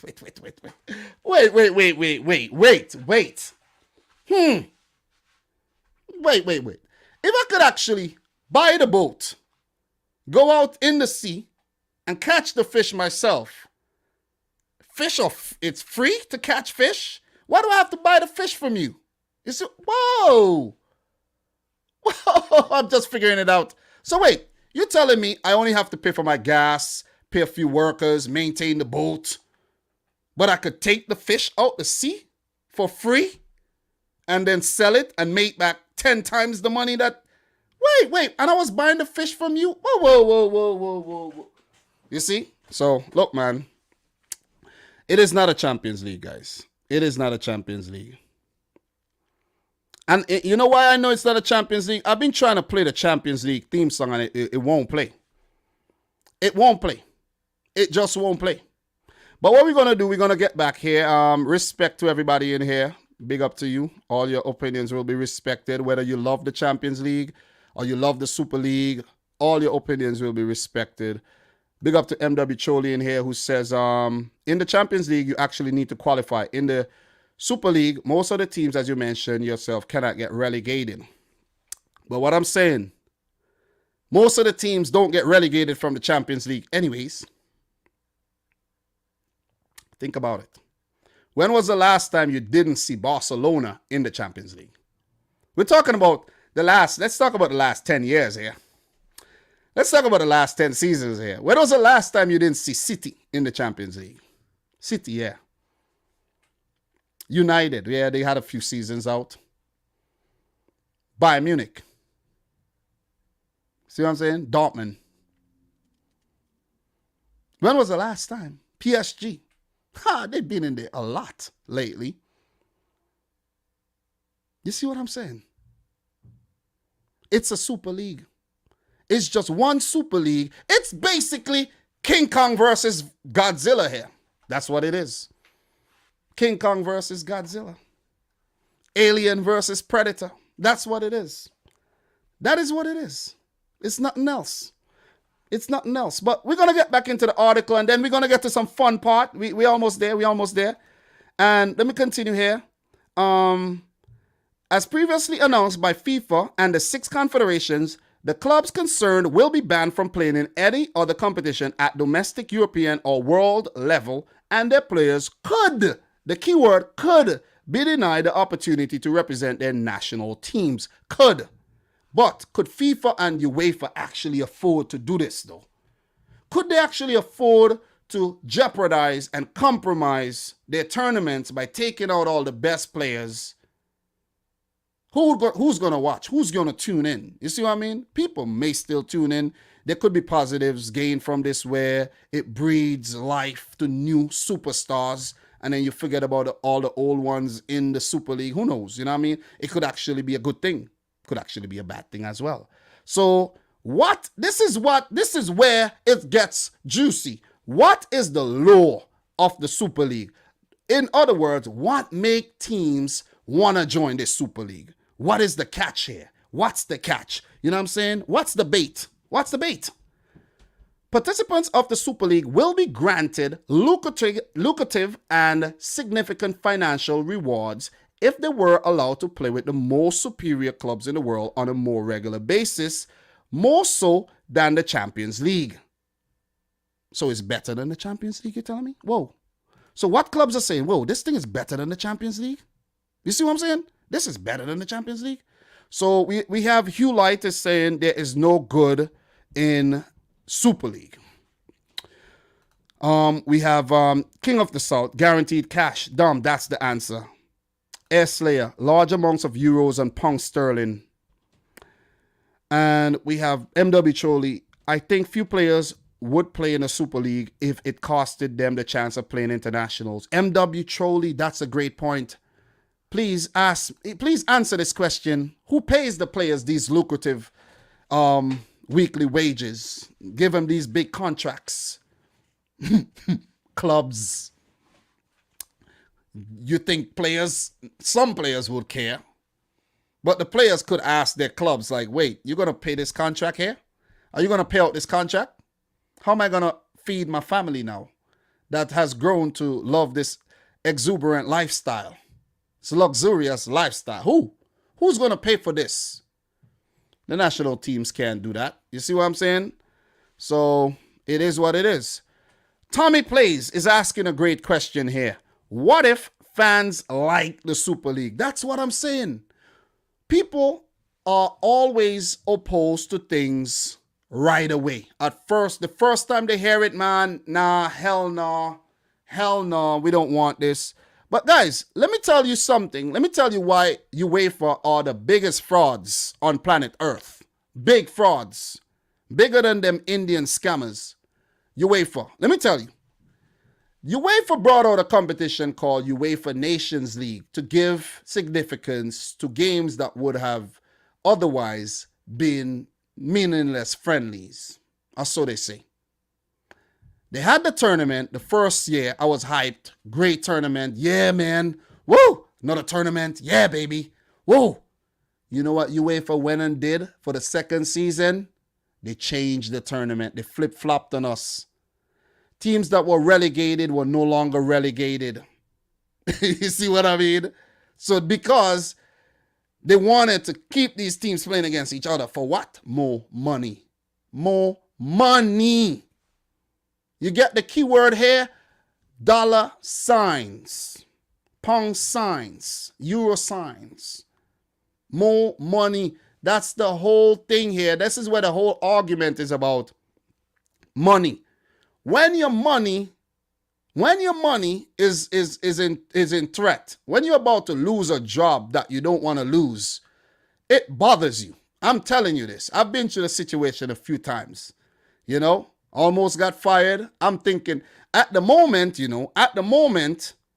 when I wasn't thinking about getting fired, I was wild. I'm saying I said whatever, I did whatever. But when the threat came and I was like, oh, shoots, I could lose my job. I could lose my health insurance. Where am I going to get money from next week? Then I'm serious.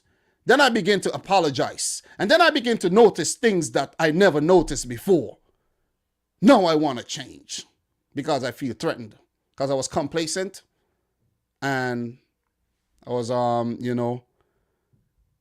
not in the best interest of, let's say, my family.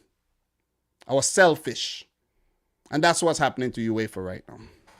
That is what's happening to UEFA right now. So we're gonna go back. We're gonna finish this. Participants of the Super League will be granted lucrative and significant financial rewards if they were allowed to play with the most superior clubs in the world on a more regular basis, more so than the Champions League. Though through breaking off their national competition and forming a league where only the most elite players were to partake, the Super League could possibly compete with the NFL and the NBA and benefit from huge television rights deals. And this is what a lot of people don't like. A lot of people don't like change. A lot of people don't like it that is taking the form of an American model, and it's basically turning into an NBA. No relegation. You come last, you do the worst in the freaking NBA, you're back next season. You're guaranteed big bucks. Because why? People watch the games on TV anyways. If fans could go to the stadium, they go to the stadium anyways. You see what I mean? So the fact that a lot of these clubs in England could not have survived on their own in the past, they were taken over by a lot of these rich American investors. Even Man City has American investors. Citigroup has American investors. The American way of thinking, the capitalistic way of thinking, is now creeping into the sport where they're looking at how this thing could, they're looking at this thing like, whoa, you know what, man? You guys are sitting on a lot of gold here. And, you know, we would like to actually exploit this and make a lot more gold. You see what I mean? So, the big wigs of, you know, Arsenal, the Cronkies and, you know, the Daniel Levy's and the Sheikh Mansours and the FSG and the Glazers and, you know, the Roman Abramovich, they come together. These are the money men. They come together and they say, if we do this, you tell me we could make a significant amount of money, way more than we would have made in the Champions League. Whoa, aren't we in this for money? Isn't this an investment? So if you look at this from a business standpoint, guys, if you look at this from a business standpoint and stop looking at it from your own selfish ways as a fan who they don't really care about anyways, you would understand. You would understand. If they really care about the fans, right? Right, hear me. If they really cared about the fans, right? And they weren't in this just for the sole purpose of making money. You tell me I can't get a football jersey for cheaper than that? How much does it cost to make one? Probably costs nothing. Less than 25 cents, maybe, or $1, who knows? Why are you marking it up so much? Why are you selling me a player version for so much? Why can't I, because I love the club, use my club member card and get a 75% discount so that I could wear that jersey and free advertisement for the club and show how much I love the club? No, I have to also pay for that advertisement. I have to pay for it. You see what I'm saying? I have to pay. I have to pay. We fans, we keep the clubs afloat directly and indirectly, and still we're not even shown the respect. So that's why I'm telling people, just analyze the thing. Just analyze the thing, because the clubs never consulted you in the first place to make these decisions. They never do. They never ever do. You see what I'm saying? So we need to calm down. We need to calm the hell down. And we're going to get back to the article. We don't want to get too off tangent here. So what is the lure? We already covered that. What will happen to the Champions League? These are good questions. I love this article. What will happen to the Champions League? The Super League would effectively doom the Champions League as the UEFA's premier club competition, as the UEFA's premier club competition will be forced to be without their biggest sides should the breakaway from the tournament formally begin. Why would the clubs threaten this? Why would the clubs threaten this? it has to be because they want more. They have some kind of leverage. They have some type of leverage here that they're using on UEFA to get more. You see what I mean? Because if the Super League was to happen, it's an end. UEFA Champions League would be gone. UEFA Europa League gone. Don't even talk about the Conference League. That's history. That is history. Unless UEFA feels as if they can do without those bigger clubs, which right now it's looking like they can't. You see, you get what I'm saying? They feel as if they cannot do without these bigger clubs. So they're making threats. Oh, you do this, you get banned. Does the bigger clubs look like they care about this? No. Do they look like they care about what the fans are going to get? No. They care about money. And at the end of the day, they know the fans would come back to watch. Listen, I'm getting hot here. Listen, let me take this jacket out. I'm getting real hot. They know the fans are going to come back to watch. They know we're going to turn the TV off for 2 weeks. But listen, man, they say, hey, wife, I'm going to be back. I'm going to go downstairs. You went downstairs to watch the Super League. You went downstairs to watch the Super League. Do you think all these people that's making YouTube videos, they have their YouTube channels, you think they're just gonna, you think AFTV are gonna stop? You think Don Robbie is gonna just end his channel, his lucrative channel, just because of the Super League? You think Mark Goldbridge, who I'm gonna get to just now, is gonna just stop just because of the Super League? These guys are going to be back talking about the Super League next year if it happens. Trust me on that. I know this. I could guarantee I could put cryptocurrency on this thing. I'm not even talking about dollars anymore. I'm talking crypto. We innovate. We're talking innovativeness here. They're going to be right back talking about the Super League. Oh, Arsenal. Oh, man. Oh, I can't believe we just beat Juventus. Oh, my God. We just beat freaking Juventus. We just beat Juventus. Troops, do you believe that we just beat Juventus? Expressions, you guys just whooped the hell out of freaking Liverpool. God damn. They're going to be right back. Listen, Thug Den, I'm going to call them out. And Thug Dad, they're going to be back making videos, watch-alongs to the freaking Super League if it happens. They're going to be right back doing it. They're going to be right back doing it. Can't help it. They got us. They got you. They're going to be right back doing it. So you go and you see all these guys on YouTube losing their shiznits over this thing. Don't bother with them. Don't bother with none of them. Maybe a few of them may be talking some good stuff. So if you're in the few who are talking some good stuff, yeah, big up to you. But otherwise, let me tell you something. They'll be back doing the same goddamn thing. Don't listen to all listen, don't believe the hype here. Don't believe the hype. We love football too much. We love it too much. We don't like the Super League idea. We don't like it. But if it does happen, what are we going to do? Tell me what we're going to do. We're going to stop? Because if you stop watching the Super League, let's say you stop watching the Super League and City, Liverpool, Chelsea, all of them get knocked out. They get kicked out of they just get kicked out of the freaking Premier League. We're living in a new age where innovation has to be welcomed. They don't care. They won't care. There'll be a little bit more traveling, yeah. But there's a lot of money. Players are going to be making a lot of money. They won't care. Okay, you're not in the Premier League no more. You broke away from the league. The league don't want to accept the change. They broke away from the league, right? They're still a part of a league, which is a Super League. You see what I mean? And then when other teams, I'm just speaking hypothetically here. Let's say it happens. When other teams see the type of money that they're making, they're going to be like, oh my God, come on. Put me on.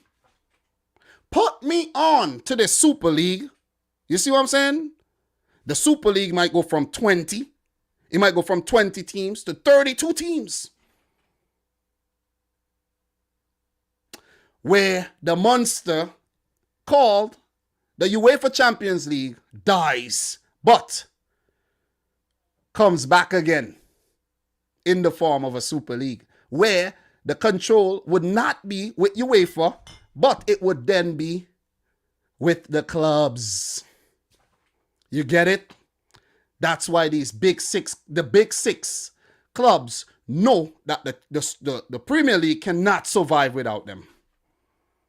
It can't. As I said, I'm probably one of the few guys on YouTube here, I'm going to put this out here, who would watch Burnley play against Brighton, Sheffield United play against West Brom. Me. I watch them. I watch the games. I watch the games because why I'm passionate and I have a duty. I do a show every week. I come and I talk about the games. I watch the games. But most people are not like me, or some of you guys. Most people are not like that. They would only watch their club, or they would only watch the big games. Nobody cares about these little games. These little games don't attract no television freaking money. So the Premier League will suffer. Best believe they will suffer. Best believe they will suffer. You see what I'm saying? So also, I'd like to take the time to thank Jersey Boy. Thank you very much for the fire. Thank you very much. Appreciate that. Thank you very much, Josh Byrne. Thank you very much. Josh Byrne said, Dom, what did people say under their breaths when City got taken over? I want that to happen to us. They will watch it when it happens. Trust me. Yep, they will. They will. They will. They will. It may not be the majority saying that right now. It may just be a small amount of people who were born after 2000, where they think differently than the people who were born in the 50s, 60s, 70s, 80s, you know what I mean? Maybe 90s. But there's some people, they don't care about a lot of fundamentals like the older people do. They don't care. You see what I'm saying? They really don't care. And I just have a feeling that Man City still has some type of vendetta against UEFA. You know what I mean? Like, they want to, you know what I mean, shove it to them. And the fact that Liverpool and Chelsea and Tottenham and United and Arsenal are joining forces to, I'm like, oh man, these clubs are more, the same. They're more similar than I thought. Listen, a lot of you guys in here thought that Man City was this kind of club that, yeah, City got taken over, City about money. What have I keep telling you guys this season? All season, I've gone live every single match week. Every match week, I've gone live. It used to be myself and another YouTuber, but I was too real. The other YouTuber fell off, but I'm still here. I'm still here because I'm talking too much truth. It's all about money. Who spend the most money wins, unless there's an anomaly like Leicester City. Who spends the most money wins. Okay? Who spend the most money win. If you check what's going on in France right now, Lille, they're on top. Go and check how much money they spend. They made money, but they spend some money. And it's not until they spend a little money that they fight for a title. They did win a title about 10 years ago when Eden Hazard was at the club, I think. But it's not until they spend some money they win leagues. You're not going to win nothing if you don't spend. Leicester did spend some money too, but it's not a significant amount like how City spend. If City didn't spend the money, they would never win the league. Never. Never. It's all about money. It's all about the dollar bill. Nothing else. That's the whole situation here that you guys are not seeing. It's about the dollar bill. It's all about the dollar bill. The Super League is about control of money. Champions League is about making money, and UEFA controlling the money, distributing the money, how they see it fit to distribute the money. But the clubs say, listen, whoa, where's all the money? Listen, we need an account. We need an account of where the money has gone here. You see what I'm saying? Maybe UEFA can't show the receipts and they can't justify to the clubs, hey, why you getting this amount? The clubs want more money. They want more money. They want more money. It's about money. And thank you guys for dropping a super chat, man. Appreciate that. It's about money. It's about... Listen, FSG says, Jersey boy, you guys feel free to share your grievances now. Glazers, etc. are a disgrace. Only in it for the money. Money song should be the new anthem for the Super League. Look, it's all about money, guys. That's what you guys should be talking about. The fact that it's all about the money. And I think if more clubs from the Premier League were probably invited, it's a secret society. Only few are invited. If more clubs were invited, trust me, they'll take the freaking money. Do not believe everything you read. Do not believe everything that comes out here. Some of these clubs are going to run at this money. Watch and see, I told you that. Because I bet Liverpool fans never thought that Liverpool would have been involved in this. That's why they feel ashamed. That's why Liverpool fans feel so gutted.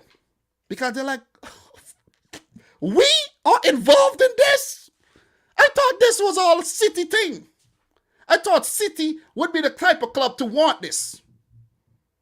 You see what I'm saying? But no, guys, they're all in it. They're all in it. I've been telling you guys this.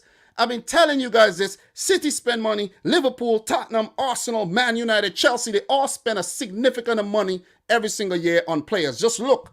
Go to transfermarkt.com and check how much the expenditure is on players. A lot of freaking money. And what are we fans here doing? Yeah, cheers. Yeah, good goal. GG, baby. GG. Man, I wish I could get some of this money. I have a lot of debt. I need the money.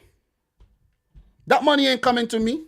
So we're not important. We're being exploited. We're being exploited. So I don't know why people are losing their minds here about this thing when you were never consulted here on this decision. Never. You weren't consulted on the decision. You weren't. Okay? When your favorite YouTube channel is going to bring a sponsor on board, or let's say do a brand deal or whatnot, do they consult you? Oh, fans, you know what? What do you think? It's cool? Should I take this money? No. I doubt. I won't consult you.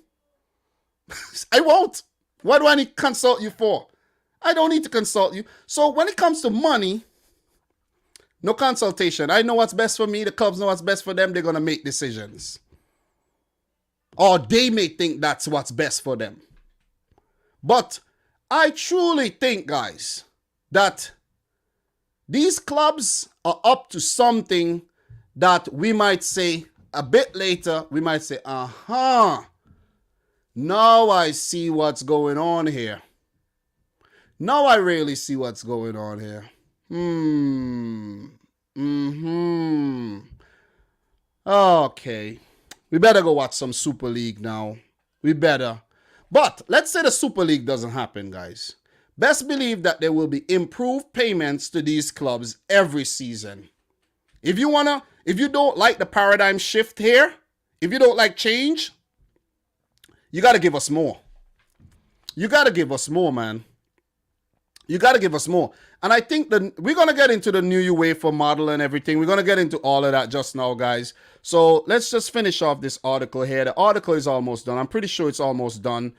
You know, it's talking about what would happen to the Champions League. It could severely diminish the appeal and romance of the Champions League, which has always been the most prestigious European domestic competition. When asked if the Champions League would still exist even without the Big 12 clubs, however, Ceferin stated the answer is yes, of course. Guys, do you believe this? Ceferin said yes, of course.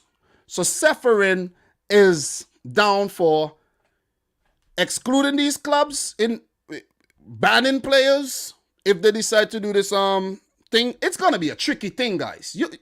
It is going to be a tricky thing.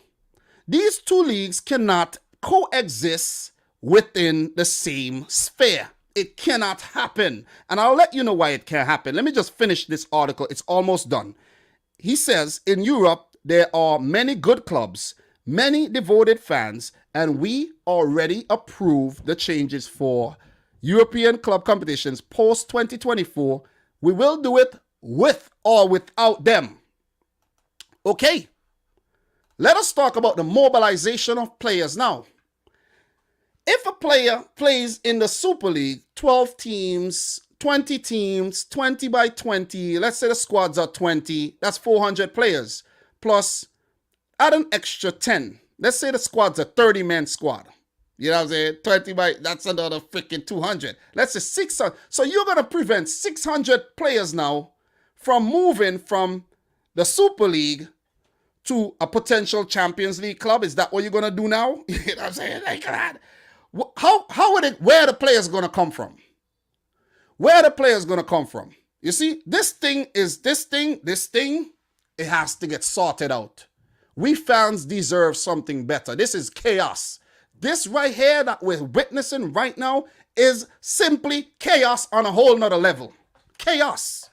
Because nobody knows what's going to happen. Nobody knows what the solution will be. Nobody really truly knows if, let's say, the Super League is better or the Champions League is better. People don't know. Are we getting, wait. Are we getting screwed with the Champions League model right now? Is the Super League better? Is the new Champions League model better? No, I don't know. So what we're going to do, let's head on over to Twitter. Let's head on over to Twitter really quick. And we're going to check out some of the developments that happen. And just to follow, there's more really good information there. And, you know, thanks to all the people who dropped super chats. Appreciate you, you know, putting your money where your mouth is. So we're going to look at Fabrizio Romano's Twitter right now. We're going in 2 hours and we just started. It's only 7 p.m. my time. I got time. It's early. You know what I'm saying? I ain't even eating no dinner, but it's early still. So we're going to go back to where it all started. I'm on Fabrizio Romano's Twitter. It started yesterday. He's tweeting out a lot of things. It's a lot of things to go through. A lot of things. But we're going to go back. And by the way, Jose Mourinho has been sacked by Tottenham Hotspur. If you don't know, I put a video out on the channel. You know, appreciate everybody who checked that video out. So it's a lot of things, man. Look, Fabrizio Romano, go back. All right. Okay. We're almost there. Okay. Right here. We're right there. You see it right there, guys. Look. This is a fun part. This is getting to a fun section. We're going to get into the Super League. I'm right now, I'm at Fabrizio Romano's thing that I have to talk about some of the YouTubers and stuff, what they've been saying. A few Twitter reactions, club statements and things like that. Premier League statements, you know, things what news outlets have been saying. We're going to look into some of the latest developments, things what you guys are saying, you know what I mean? And I have a question that I've already answered. Can the UEFA Champions League and the European Super League coexist? I don't think they can. Two monsters can't live in the same freaking sphere here. They can't. It's only have room for one monster, man. It only have one. And then we also have to look at the timing of the announcement of the Super League a day before the announcement of the new Champions League format. Are the clubs trying to tell us something here and say, here's a Super League before they show you the model of their new Super League? You see what I mean? So, according to Fabrizio Romano here, official statement, 3 more clubs are expected to join as founding clubs before the inaugural season, which is expected to start as soon as possible. In the future, the founding clubs look forward to consulting with UEFA and FIFA in order to work together. You hear that? This is coming from Fabrizio. You see what I'm saying? You see that? We're going to go up.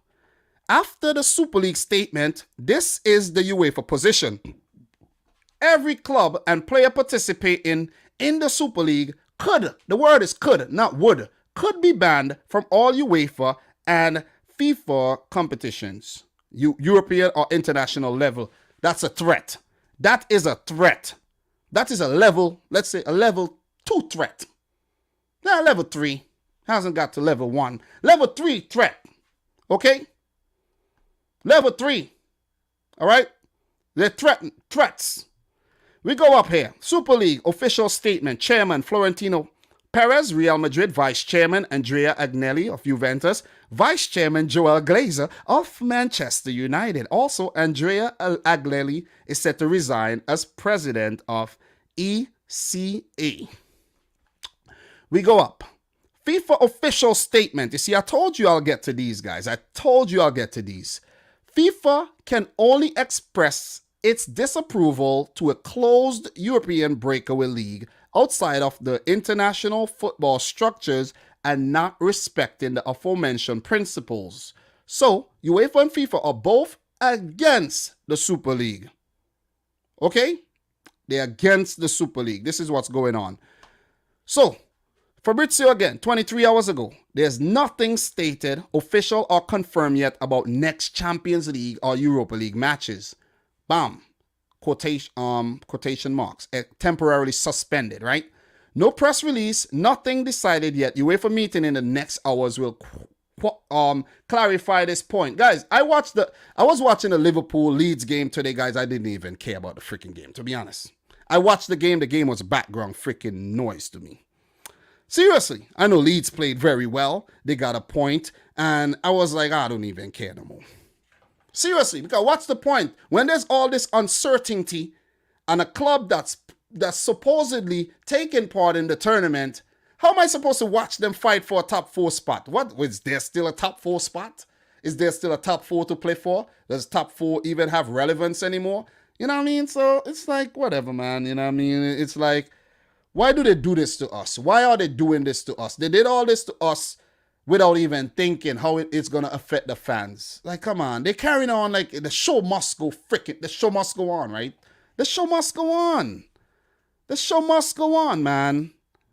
And it's unfair. It's really unfair. It is unfair.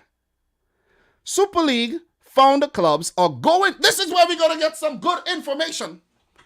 Founding clubs are going to receive $3.5 billion for their infrastructure investment plans. Note the key word, investment plans. And there's also trending over here that today is Doge Day in the United States. Trending, Doge Day. If you ain't got no Doge, sorry for you. But look, $3.5 billion for their infrastructure in investment plans and to offset the impact of the COVID-19 pandemic. This is what clubs want to hear. Wait, all the money that we just lost, you're telling me that you're going to give it to us if we get back into this league and UEFA can't do this for us? Come on, let's go. Yay, man, come on. Even though you don't agree too much, let's go. Come on, come. I'll explain later. Come on, come through. I'll explain a bit later. Come on in. You see what I'm saying? Nothing done / yet announced about FC Bayern, Leipzig or Porto joining the Super League 2. It will be decided soon. These clubs have since came out and said they don't want no part to do with that. As of now. UEFA Executive Committee meeting scheduled for today, Montreal.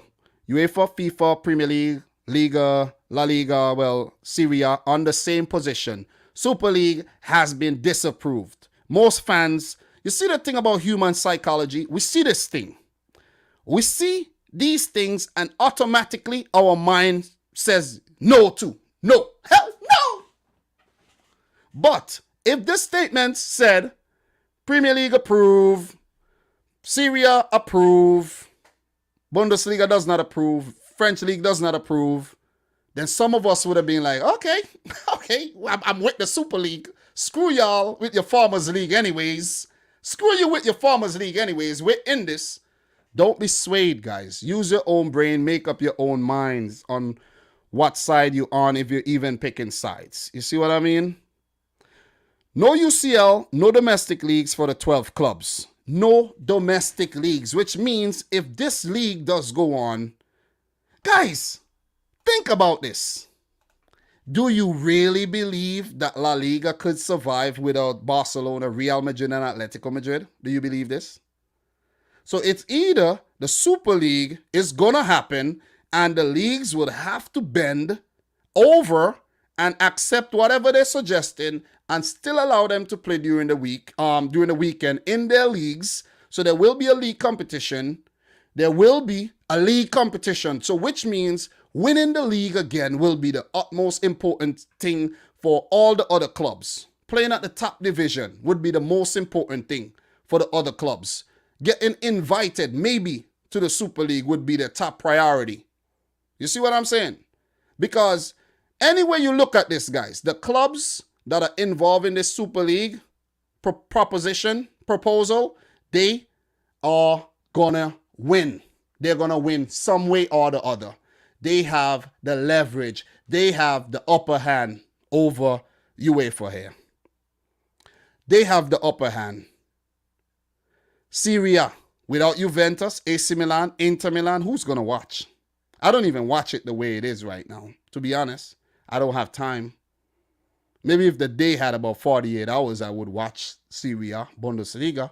Maybe, but I don't have the time. Think about it. You just think about it. The Premier League will not exist without these top 6 clubs. They won't. They won't.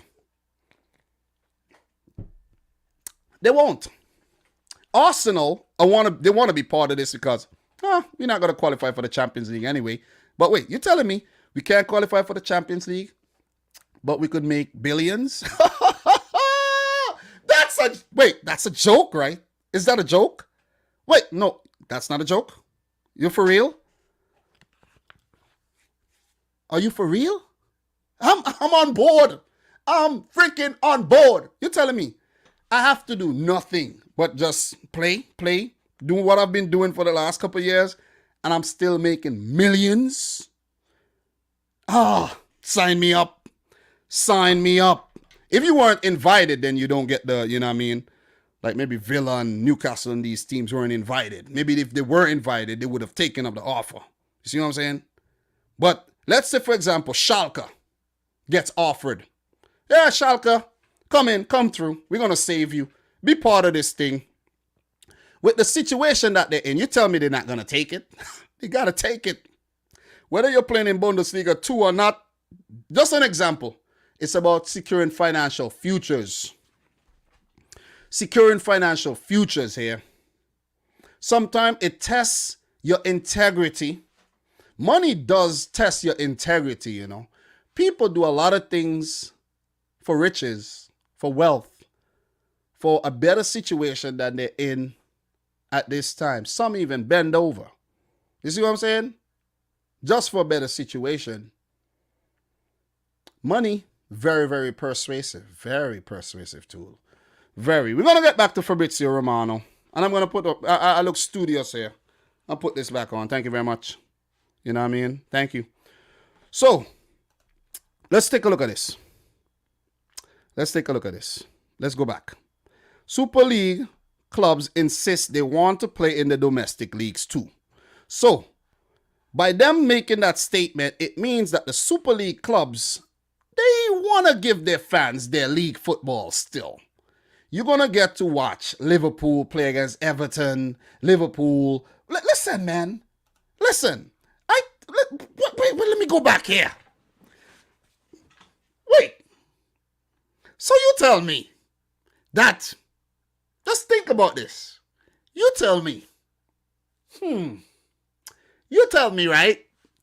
That Liverpool could play against Everton. They could play against Villa. Avoid getting beaten 7-2. They could play against Leeds. They could play against Crystal Palace. Beat them 5-0. They could play against Southampton. Scout their best players at the same time. And then, during the week, not play against Midtjylland or not play against Atalanta, whatever, but play against Barcelona this week. Hey, you going to the Barcelona game next week? Hey, you going to the, let's say, you going to the Real Madrid game next week? Wait, you going to the AC Milan game next week?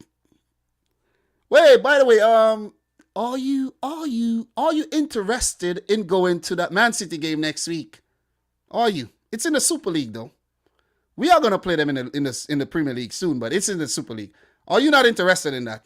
There's gonna be a lot of people interested in that, guys. People are attracted to shiny things. This thing is very shiny. It's very shiny. Very, very shiny. And it's only in the developmental stages. I'm playing devil's advocate with you here. It is very, very shiny. That's how the human mind is. Are you going to stay bogged down at home, sulking, Man, I want to watch some football, man, but this freaking Super League game is on and I don't want to. I'm not tuning in. I am not tuning in to the Super League game at all. And because my club chose to join the Super League, I'm not tuning into the Premier League game. That's if they, you understand what I'm saying? Let's play a little devil's advocate here. Guys, change is going to happen. Just like you see the whole thing going on with the cryptocurrency right now, guys. As much as some people may not like it, regulators may not like it, lawmakers may not like it, a lot of people are making money from it. It's all about money. You see what I'm saying? A lot of people are making money. A lot of people are securing their future here. And it is the future. It is the future. Super League could be the future, or an improved version of the Champions League could be the future. Think about it. Maybe these clubs are forcing UEFA, hey man, improve this thing, get this. Why are UEFA making a different league? Why are they making a different league? Why? And we're going to get to that too. We're going to get to that. And you guys are going to explain, you guys are going to understand that everything is about money. Every single thing is about money. All. A-L-L, all. It's about money. It's about money. You talk about sport and merit and this and that. No, it's about money. It's about money, man. Think they care? Come on, man.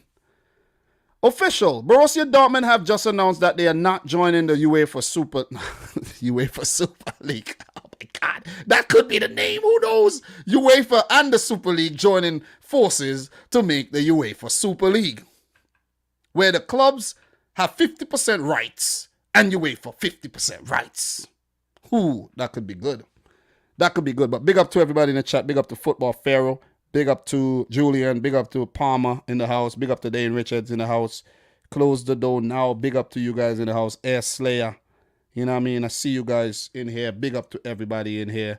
You know what I mean? Just spewing things out there, guys. So Dortmund are not taking part. The clubs want to implement the planned reform of the Champions League.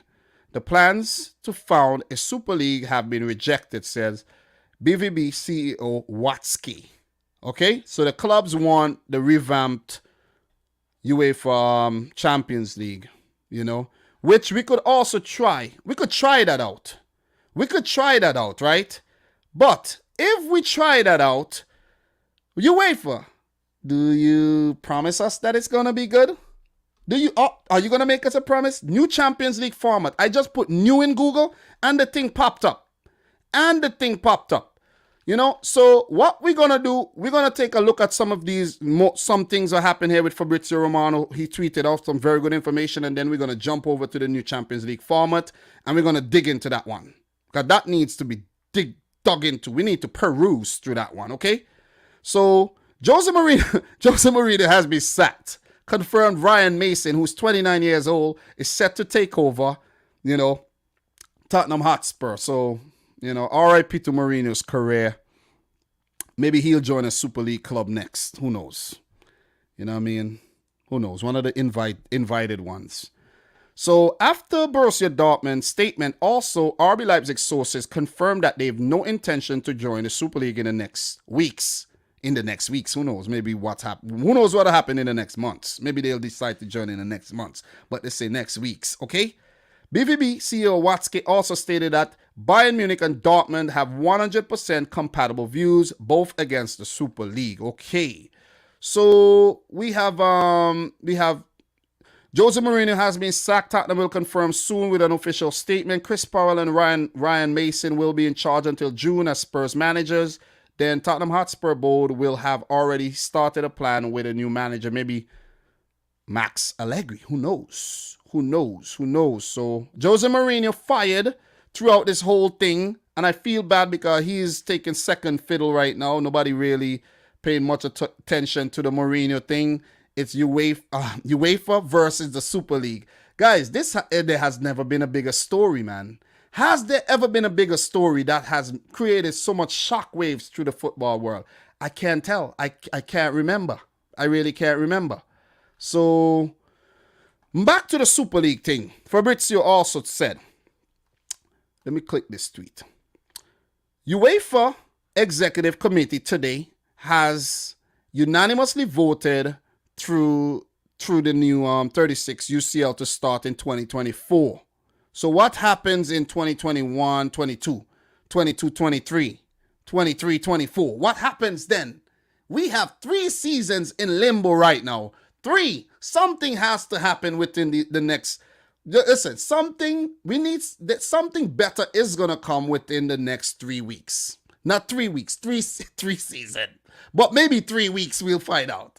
Maybe we'll find out. Chelsea, like all the Super League clubs, are set to leave the European Football Association. This thing is crazy. And it also said the PSG president Nasser Al-Khelaifi voted for the new UCL2 as per Tariq Panya. So PSG, they do have an affiliation with UEFA, if you guys don't know. So yeah. So Porto president Pinto da Costa against the Super League. We can't participate in anything that's against the rules. What rules? You see what I'm saying? What are the rules? UEFA makes the rules, you see, but what are the rules though? You see what I'm saying? We are in the competition, we are in the Champions League, and we hope to continue to be there for many years. Despite fake rumors yesterday, no BVB, no Porto, no Leipzig off today.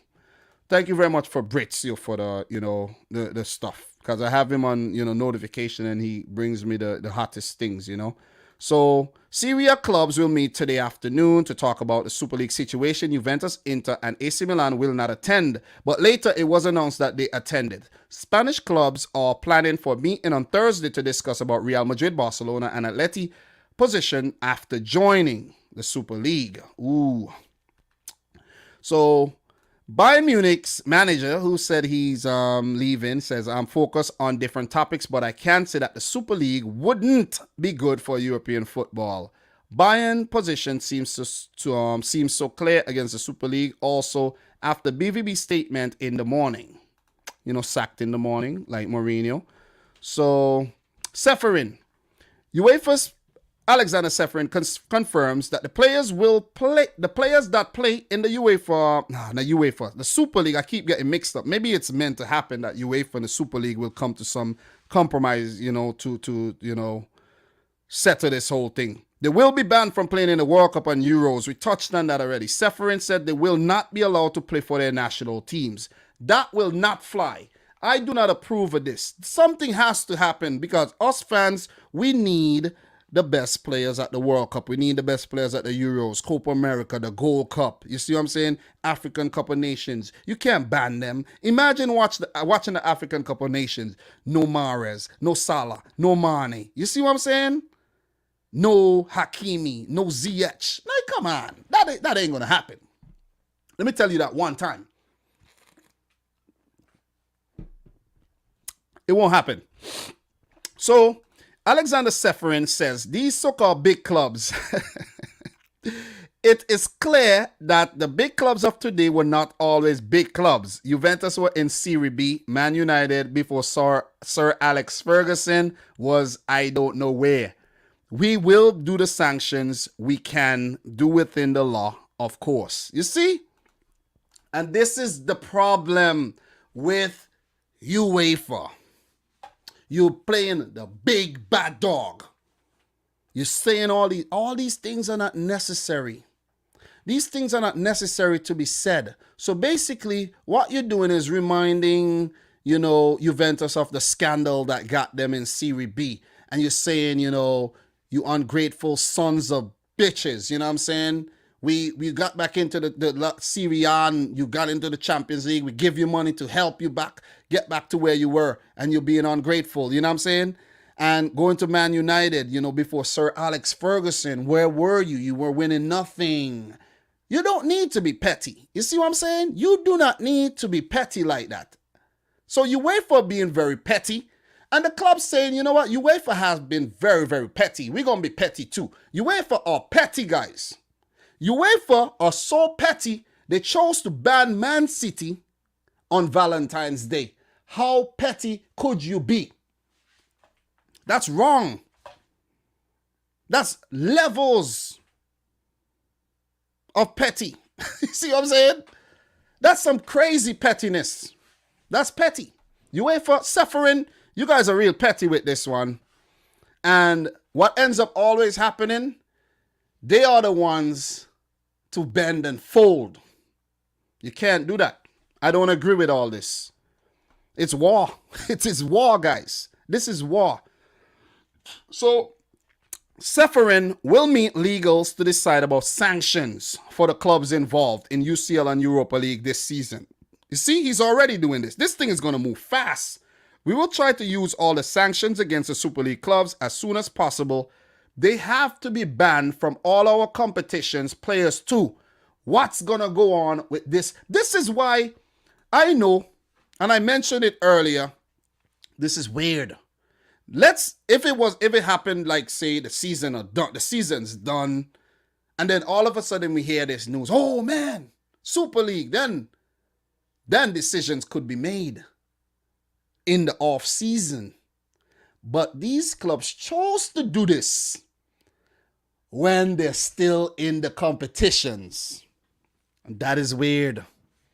Something is up, man. Something is up, man.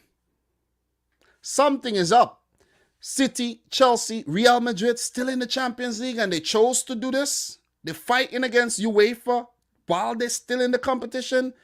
They're basically saying, okay, you have a competition going on here. You have TV deals. We're going to sabotage these things. You're going to have to come to a compromise with these clubs. Or else, monies were paid out for Champions League semi-finals. 2 of them, 4 matches, and a grand final.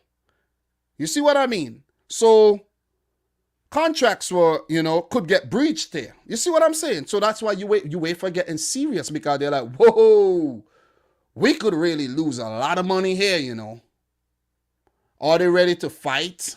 You see what I'm saying? Round 1, fight. Are they ready to fight? Are they ready to fight? Are they? It's going to be a weird one if they do fight. It's going to be weird. Clubs in the Super League, not in the Premier League, not in the Serie A. It is going to be a weird season next season. World Cup qualifiers coming up. I've made predictions where my predictions are out the window now. I'm not even encouraged to make international videos until this thing have been sorted out, because I don't know. I really don't know what's going to happen. That means that Pulisic, McKennie, these guys can't play for the USA. Stefan, they can't play for the USA in the Gold Cup. They can't play, let's say, in the World Cup if USA qualify. That you think that's going to fly? Something's going to happen here. Something is going to happen here, guys. Something is going to happen here. I'm telling you that. Something has to happen. Some compromise has to be made here. It is a guarantee. The compromise has to be made, because otherwise, we fans are going to be the ones who are suffering. You know what I mean? It's not fair at all. It is not fair to us. It ain't. It ain't fair. But come on, they don't care. We are looking forward to the damn Champions League semis. But no, that has been compromised now. See what I mean? Unless a decision is made within 2 weeks. Our decision has to be... Listen, man. This thing is going to be hot. This thing is going to be hot for the next couple of weeks. It's going to be red hot.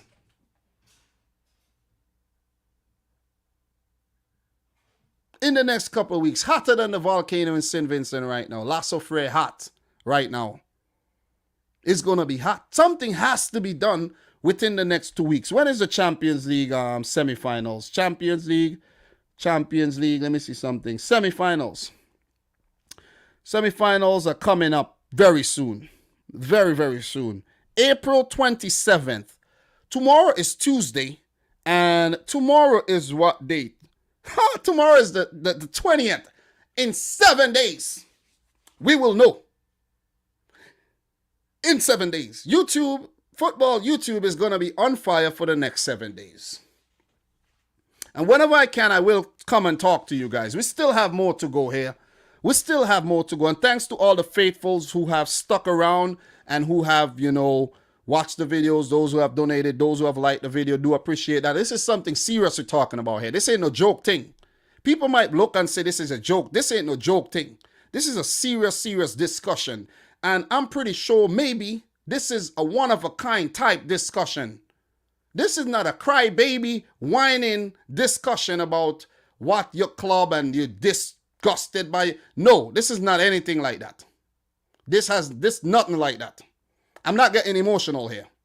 I refuse to get emotional here. I'm not getting emotional. We're breaking this thing down. We're looking at both sides and we're doing it how it's supposed to be done. You get what I'm saying? We're looking at both sides of the coin here. Because there's always two stories, but we are in the dark, as I told you guys. We are in the dark. Sometimes I like to be in the dark when I'm going to sleep and when I'm about to, you know what I'm saying? Let's get it. Yeah. But otherwise, I don't want to be in the dark. I don't want to be in the dark. And we're in the dark right now. We are. Stevie, £5. Discrimination will come into play. Discrimination in what form, though?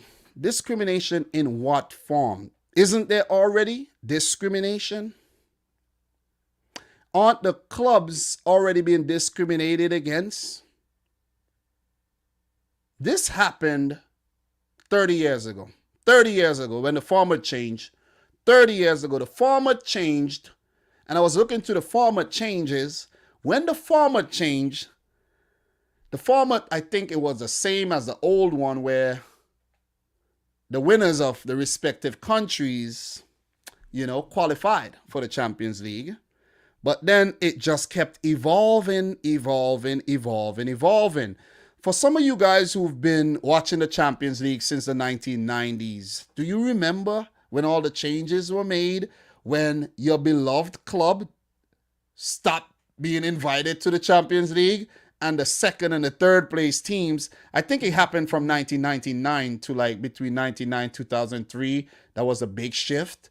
Do you remember when your club was no longer invited and you had to go through a playoff? UEFA have already, done a lot of these things already. The same thing that's happening right now, UEFA have already done this to smaller teams. And I don't even think they were given a voice. You see what I'm saying? So it's most likely they consulted with the bigger clubs and discarded the smaller ones and say, you get preliminaries. Come through the preliminaries. We don't think you're good enough. Come through the preliminaries. You see what I mean? Come through the preliminaries. Come through the preliminaries. Why does a fourth place team get to play in a Champions League? I'm still trying to figure this out, I'm still trying to figure it out. Why does a fourth place team get to play in the Champions League? Isn't it a Super League as it is? Just saying. Just saying. Just saying, man. Just saying. Just saying. Just saying. Isn't it a Super League as it is? A lot of us were born into certain ways and we just don't want to change. We just don't understand what happens. We don't understand how things work. We just, okay, it works. Okay. We don't understand how things work. We don't. We don't understand how things work. And that's what I'm trying to do right now. I'm trying to break this thing down to really get to the bottom of this, to really make you think. That's what I'm trying to do to you right now. I know you saw a lot of videos on YouTube and you went and you say, yeah, I side with you. But I'm preaching some really good shit right now. I'll tell you this. Because a lot of the YouTubers where we're going to get into very, very soon, they're going to come back and they're going to talk about the Super League. They're going to embrace the Super League. Look, if I now talk about the Super League, if it happens, it's fine. It is perfectly fine because I looked at both sides and I'm like, okay, I have no control in what happens here. I have no control. Because the same thing happens with racism in football. The more we lash out, people are kneeling for God's sake. before every game, and there's still racism. Like, come on. You know what I mean? And what are you waiting for doing about it? You ban the player for 10 games? You banned the player for 10 games, really? You banned the player for 10 games? 10 games, okay, I sit home for 10 games and play FIFA. I'm back playing again. You see what I'm saying? How is that rehabilitation? None. None. You get banned for 2 years, to life, and then people will learn. But what are you waiting for and FIFA doing about that? Absolutely nothing. And when I say racism, it goes both ways. All right? Black against white, white against black, Asians against black, Asians against white. So don't sit there and thinking I'm like, oh, you know, here he go again. No discrimination in the sport. Let's move on. You see what I'm saying? None will be tolerated whatsoever. We've all been, united through this one sport that we love. I love other sports, but right now football is the sport that I love the most. You see what I mean? It intrigues me the most. You see what I'm saying? It does. So there was an ongoing meeting with between the Serie A clubs to discuss the Super League, but also Juventus, AC Milan have joined the other 17 clubs. They were expected to be out from the club's conversation today, but they joined. You see that? You see, they joined. They join in. And we're going to continue Fabrizio, and then we're going to move on to the YouTubers. I might make some enemies today, but I don't care. Nobody have been really helping me out like that on YouTube, so I don't have much friends anyway, so it's all good. My Twitter messages are empty. I could show you. You know what I'm saying? Nobody be reaching out to me anyways. I don't know. You know what I mean? But look, Serie A clubs meeting is now over. Juventus, AC Milan, and Inter have announced their intentions to stay in the domestic leagues and play the Serie A also if they're now a part of the Super League. UEFA will fight to ban Super League clubs from domestic leagues. So we now understand the stance of all the Super League clubs. They want to play the Super League, but they want to play domestic football still because they want to keep things the way that it were, but they just don't want to have nothing to do with UEFA and their competition. You understand what I'm saying, guys? The clubs feel that injustices have been done against them, monetary injustices, and they don't want no part to do with that no more. You get what I'm saying? Just think about it, guys. Why would they want to play in the domestic league still and play Super League? They don't want no Champions League. They qualify for it, but they don't want it. Because it's not beneficial to them anymore. It's not. It's not beneficial to them anymore. That's what's going on with the big clubs. The big clubs don't feel it's beneficial to them anymore. See what I'm saying? See what I mean? So, look. UEFA are already exploiting the big clubs. They are. Because the tournament is mostly set up for big clubs to survive. Who's been winning the Champions League? Big clubs. Every year, big clubs. You don't ever see that underdog story where a team like, let's say, Dinamo Zagreb go on and win the Champions League in its current state, Celtic. It don't happen. It don't happen. Liverpool, Chelsea, Bayern, Real Madrid, Barcelona. See what I'm saying? AC, Inter, Juventus. When Ajax won the Champions League, I think the Champions League were just changing to the beast that it was today. But when Ajax won it back in the day, is when it was in its purest, it was there in its purest. When Marseille won it in the early stages. But what it changed to today, these clubs can't win that. How? They don't spend enough money to win that. They can't. It's all about money. Who spend the most and spend it the best wins. That's what it is. It's investment. That's what it's all business. It's a POB class, principles of business. You guys need to understand it and stop making emotional decisions, because the clubs are not making emotional decisions. The clubs are making business decisions. Emotional decisions would get you bankrupt. It would. It would get you in a lot of trouble. But if you make decisions where you're like, yeah. You know, I don't care. This is best for my investment. This is what I'm going to do. Yeah. But when you make emotional stuff, it doesn't work. It really doesn't work. So, look. UEFA decision about UCL and UEL semifinal will be made in the next days after the meeting with the legal team. Guys, I told you this thing is going to get crazy. In the next 7 days, keep a close eye on what people are saying on YouTube, on Twitter. This thing is going to get crazy. They'll decide whether to exclude City, Chelsea, Real Madrid, Man United, and Arsenal. Which means the Europa League final might just be Villarreal against Roma. And they'll just give PSG the Champions League. Think about it, where PSG is also friends with UEFA. Ha ha! Corruption!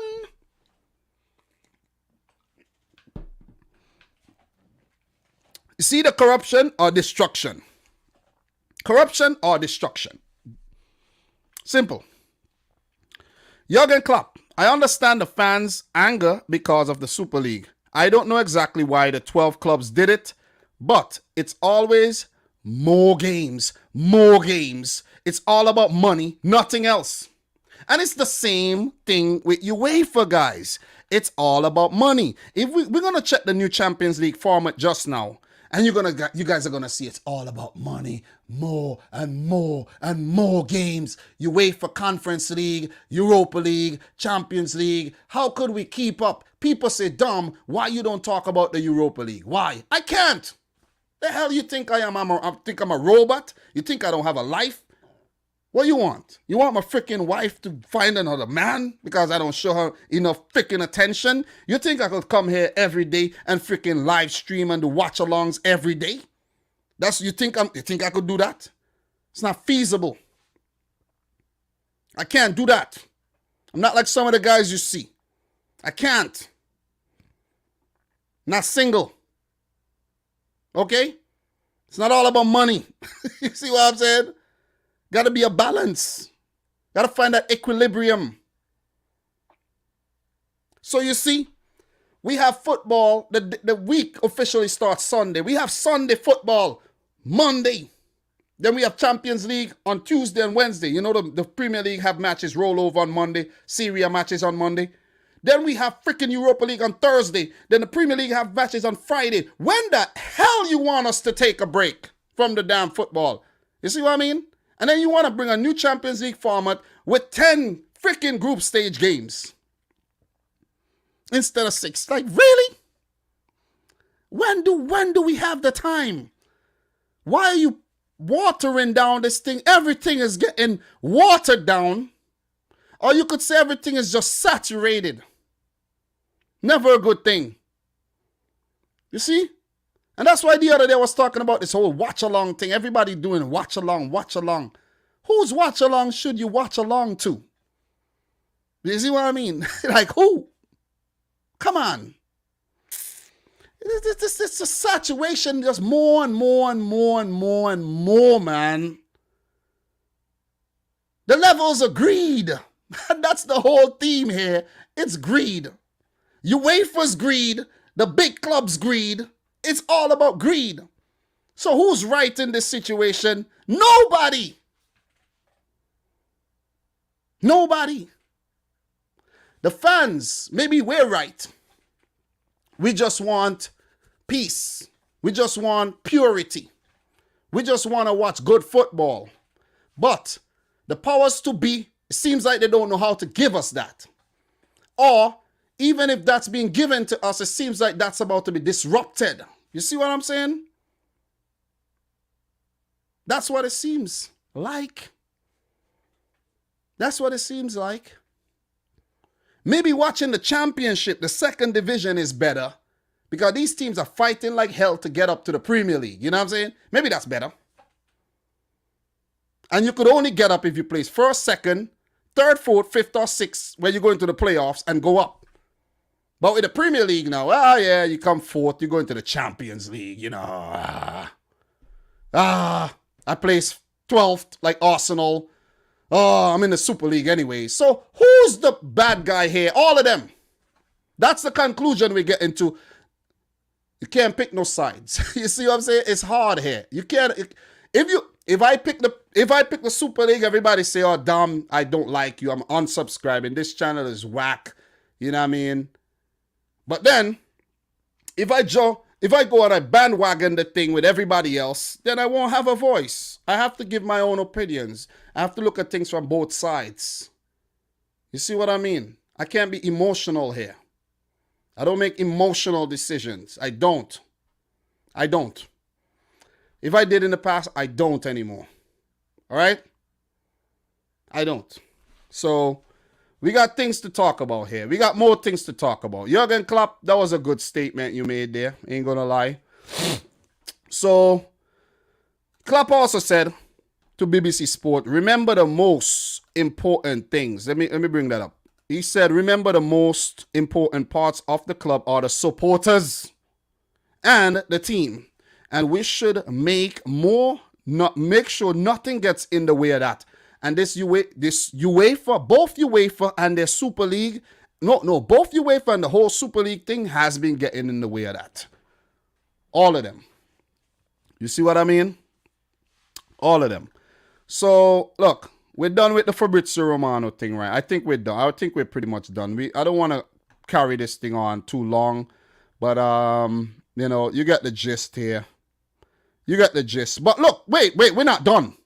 We're not done. We're getting some things from the other side here. Sorry there, guys.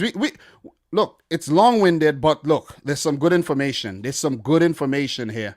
Very, very good information. When you guys are done, you will have a better understanding of this Super League thing. I guarantee that, guys. You will have a better understanding. And that's why I try to make sure you would get a better understanding of the Super, because I'm covering some factual things. I'm also giving you guys a few opinions. I'm also playing devil's advocate. I'm dropping a few jokes in between it. You're going to be well educated about this thing when you're done.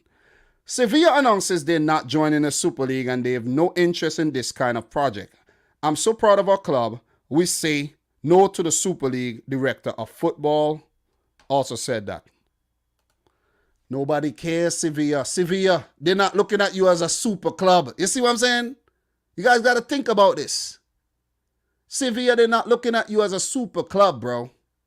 You can't beat Dortmund. You're not a super club. You see what I mean? Chelsea put 4 past you. Like, come on. You're not a super club. Oh, man.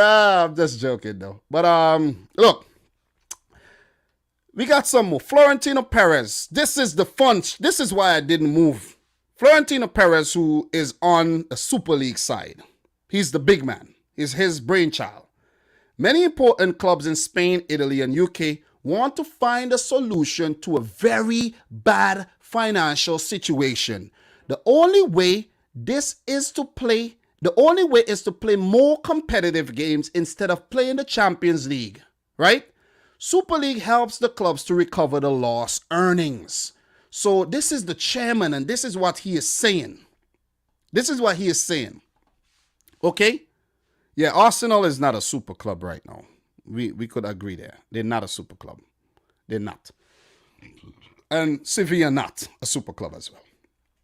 Arsenal are going in there because of the financial gains, guys. The financial gains, okay? The financial gains, this is why.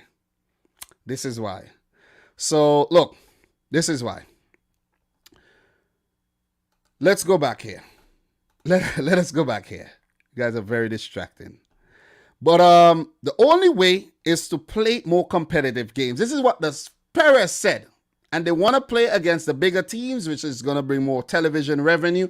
You guys have to understand this, you know. Let me tell you guys something, right?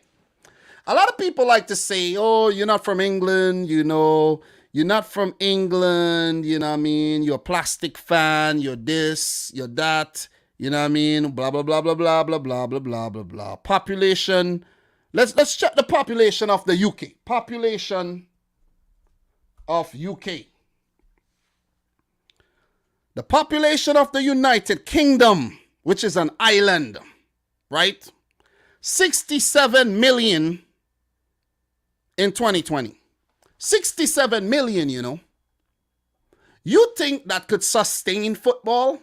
67 million people in the English clubs, all the clubs that they have? No. These clubs are global. It's a global brand. That's what hold up the brand. The fans in China, Japan, Korea, Indonesia, Malaysia, India, Jamaica, the USA. Yes, USA, very passionate fans in the USA. Canada, fans in other countries, the fans in Africa, they're passionate. Do you think they're so passionate like the people who are from these cities? No. No. Some of them might be, but most of them, no. Do they care if they go in the Super League? No. Do the people from Manchester? Yeah. Yeah, they do. Maybe they do. The old timers, yeah, they do. But most other people, they just want to see their team play and watch games and get entertained. They're not getting into the politics and the nitty-gritty. Most people don't know what's going on. They don't. They don't know what's going on behind the surface. They don't. And big up to Mixie in the house, man. Big up to Mixie. And Mixie's from Australia, by the way. And Mixie says, EPL will die without international fans. Also, big up to Jove, who says, ban us next year. Let's finish the season for the Europa League, FA Cup. Give us our top 4 spots to the other team. Fair punishment. Ban us for 2 to 3 years. That's not going to happen, Jove. It won't happen. Listen, these 6 teams cannot get banned. It won't happen. It would be a bold move if it does happen. Minus 60 points from each club. 6 of them, 60. All of them relegated. All relegated. All relegated. Let's say that happens. You know, you punish them. They would come back, though. They would come back. That's the thing. They would come back. They would come back 3 at a time. You see what I'm saying? So I don't think punishment is the answer here. Punishment is not the answer. It is not the answer, because you see, there's punishment for racism. There's still racism. There's punishment for a lot of things. You know, they still come back and do the same things. Punishment is not the answer here. You know, you ban somebody on YouTube, they make another, profile, they come back. You see what I'm saying? They come back. They come back. So, Haim Vaknin, I see you kept saying about plastic clubs. Ban the plastic clubs, the big reset. So now the 6 clubs are called plastic. So, look, but really and truly though, I really like that it's not just City in the Super League and it's Liverpool and we all in it together. You see what I'm saying? We all in this together. And I like that. I really like that. I like that we're all in this together. So that people can point fingers at Man City. Or let's say point fingers at Chelsea. The Liverpool fans are in it. Chelsea fans are in it. United fans are in it. Because I kept telling you guys all the time, this is about money. You guys are telling me this. People want to make arguments about net spend and net spend. I'll be like, shut your mouth with your net spend nonsense. Okay?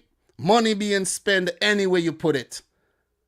Money being spent anywhere you put it, but net spend. And who spend the most? Who spend them? They're all spending. It's who spend their money the best that would end up and prosper the most. It's about investment. There's people right now who probably put $20,000 into, let's say, Dogecoin, cryptocurrency. They put in $20,000. They bought for 4 cents. 4 cents a freaking piece. You know what I'm saying? They put in 20 cents. They may have bought 125,000 units of it. Bam. It go from 4 cents to 40 cents. You just tenfold your money. You cash it out. You move. You know what I'm saying? It's investing. You're in it for the interest of money. That's all it is. But there's rules, so you have to follow the rules. And that's where they come in, the sporting merits, and you hear they're using all these big fancy terms. And listen, it's all about money. Teams want to get to the Premier League for more money, for prestige. There's passion there, but there's also the owners, they want the money. You see what I'm saying? It's all about money, man. Come on. Stop it. It's all about money. But we have some more things here. Florentino says, here at Real Madrid, we've lost a lot of money. We are all going through a very bad situation. When there is no profit, the only way is to play more competitive games during the week. The Super League will save the clubs financially. And it goes back, look, bam, it goes back to the big clubs.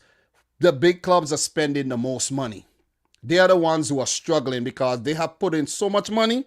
They never thought that this was going to happen. Nobody thought that the freaking thing was going to happen. Coronavirus pandemic. It messed up a lot of people. It messed up a lot of people. The clubs are looking to safeguard their investments going forward. Super League. Perez, Super League. Galacticos, you know what I mean? Perez, he spent a lot of money. Super League. You see what I'm saying? He's just hell-bent on this Super League. And you see the word money, financial, everything being mentioned. He also said, football must evolve like everything in life. Football has to adapt to the times we live in now. Football is losing interest. TV rights are decreasing. We wanted to do the Super League, right? The pandemic has given us urgency. Now we are all ruined in football. Ruined in football. Not that he never said the Super League is ruining football, but let's hear the old time of Perez speak. Football needs to change to be more attractive globally instead of making the Champions League because it lost interest as he had in 1950. Change has to come. Change comes, and even at the time, FIFA and UEFA were against it. But that's how football changed. And he has a point. I told you guys, this thing is a repeat of what happened before, you know, because as he's saying, when there were a proposition to do the Champions League, well, a European competition which modeled the version of the Copa Libertadores back then, FIFA and UEFA were against it, but eventually they did it and it brought them in millions, you know, Christina millions, you know what I'm saying? And it's basically, they used the competition over and over and over and over until it exhausted. Then they had to revamp it. And now it's going through an exhaustion period once again. And the coronavirus came and affected the competition. It affected the monies of these clubs who had these Galactico signings and these huge wages. And now the clubs cannot sustain within the current climate. So that's why they're desperate to do these things. It's all about money. And that's why I said, we as fans now, we have to look and say, why are our clubs doing this? Because maybe if they don't do this, the clubs will cease to exist as they exist today. Maybe not all of them, but maybe some. The kind of debt that Barcelona has, it's ridiculous. How could they continue with paying Messi these wages and all these other players? How could they continue this if they don't get the revenue? You see what I mean? And we fans are, if without the fans, it can't happen. But they know the fans are gonna watch anyways. And maybe not you who live in Spain, or let's say you who live in England. There's a brand in America. There's millions of people in America who's going to tune in and who's going to support that. They will support it. Think people care? People just want to be entertained. What's on TV? Oh, okay, whoa. Real Madrid against Liverpool, and tomorrow we got City against Juventus. Hell yeah. Think about it, guys. Think about it. That is why I took so long to come and do this, because I wanted to just take my time, and I didn't want to just come and just spew out a whole, I'm still probably spewing out a lot of excrement, but to some people, but I didn't really want to just do it blindly. I wanted to take my time, and I did that all day today. I was at work and this shit was going through my head, and I really, I gathered my thoughts, you know what I'm saying? And now you're seeing things from both sides, UEFA are trying to ban, they're trying to be petty. Perez is coming out and saying, this is why it's being done, this is why it's changed. And I came to the conclusion that these clubs want more money from UEFA, because UEFA are getting the money from, think about it, guys. Think about it. Let me come and talk to you again. You work at a place, right? You work somewhere. Think about how much they pay you. Do you think they pay you enough? They don't. They don't pay you enough. They don't pay you enough. But they just pay you. But they need you though. But they just pay you. If you, or let's say the workers, whenever the workers come by and they say, whoa man, we need more money. What ends up happening? You get more money because they realize now they can't work without you. Excuse me. They realize they cannot work without you. These clubs are doing the same thing. So it's either you pay us more money or we leave. Nothing gets done, or we leave. You see what I'm saying? This is how breakaway leagues are formed. This is how even breakaway clubs are formed. Just like this. Just like this. Thank you very much, Dupe, for saying bless you. Appreciate it. Appreciate it. But, we have a lot of things being said by Perez here. We're going to look at these Perez things. I have to look at them. Perez also said, the attractive thing in football is playing between big clubs. The value for television increases and more income is generated. It's not just the rich who want the Super League. We're doing it to save football because it's at a critical moment. So this is what Perez is saying, guys. Also, thank you very much, Fabrizio, for retweeting, tweeting out these things. He says, it will become like a pyramid because we big clubs will have more money and will be able to invest it by buying players. If the big clubs lose their money, as is happening, the whole football system crashes, as with the Champions League. Haha. Oh boy. He got a point here, He got a point. He got a point because, listen, without the money, right? Without the money, how could they buy the best players that the other clubs would have nurtured into such, talents? Like, let's say Birmingham City. They didn't get a whole lot of money for Bellingham, but they got some good money for Bellingham. And maybe there's a sell-on clause in there where if they sell him on, they will get a little cut too. You see what I'm saying? So let's say if Dortmund didn't have no money, they couldn't have bought Bellingham. You see what I mean? And I don't think Bellingham alone could have brought Birmingham, like, say, up to the Premier League. I don't think it would have happened. Who knows? Maybe. You know what I'm saying? So a player like Bellingham would have just ended up at a, bounce around the place. And who knows? It's just an example. It's just an example. But I understand what he's saying. I'm just trying to take his point here. So, as he said, it's a pyramid. The bigger clubs at the top with the riches, there will always be somebody at the top. They buy the players, let's say from Benfica, Porto, you know what I mean? They got the money. These clubs got the money. The money now filters down into, society, hopefully, and everybody win. That's how it's supposed to be. Thank you very much. We have Atlas here, $4.99 super chat. Thank you very much. Appreciate that. Atlas says, didn't La Liga try to sell itself and the teams to the USA by playing over there? But UEFA said nothing there. So what's the difference? You see? Man, look, man. Look, man. Look. Didn't La Liga sell the what was it? The Super Copa de España to Saudi Arabia for the games to be played in Saudi Arabia. Why is this happening? The Super Cup has now become a 4-team Super Cup. Oh, you play 2 semifinals and the final in Saudi Arabia in the desert. La Liga, money for La Liga, money for UEFA too. Of course, UEFA gotta get their cut. Who's UEFA under the FIFA umbrella? FIFA get their cut. The clubs get their cut. Listen, man, guys, come on. It's a bunch of shady things that's been happening that we've not really paying attention to.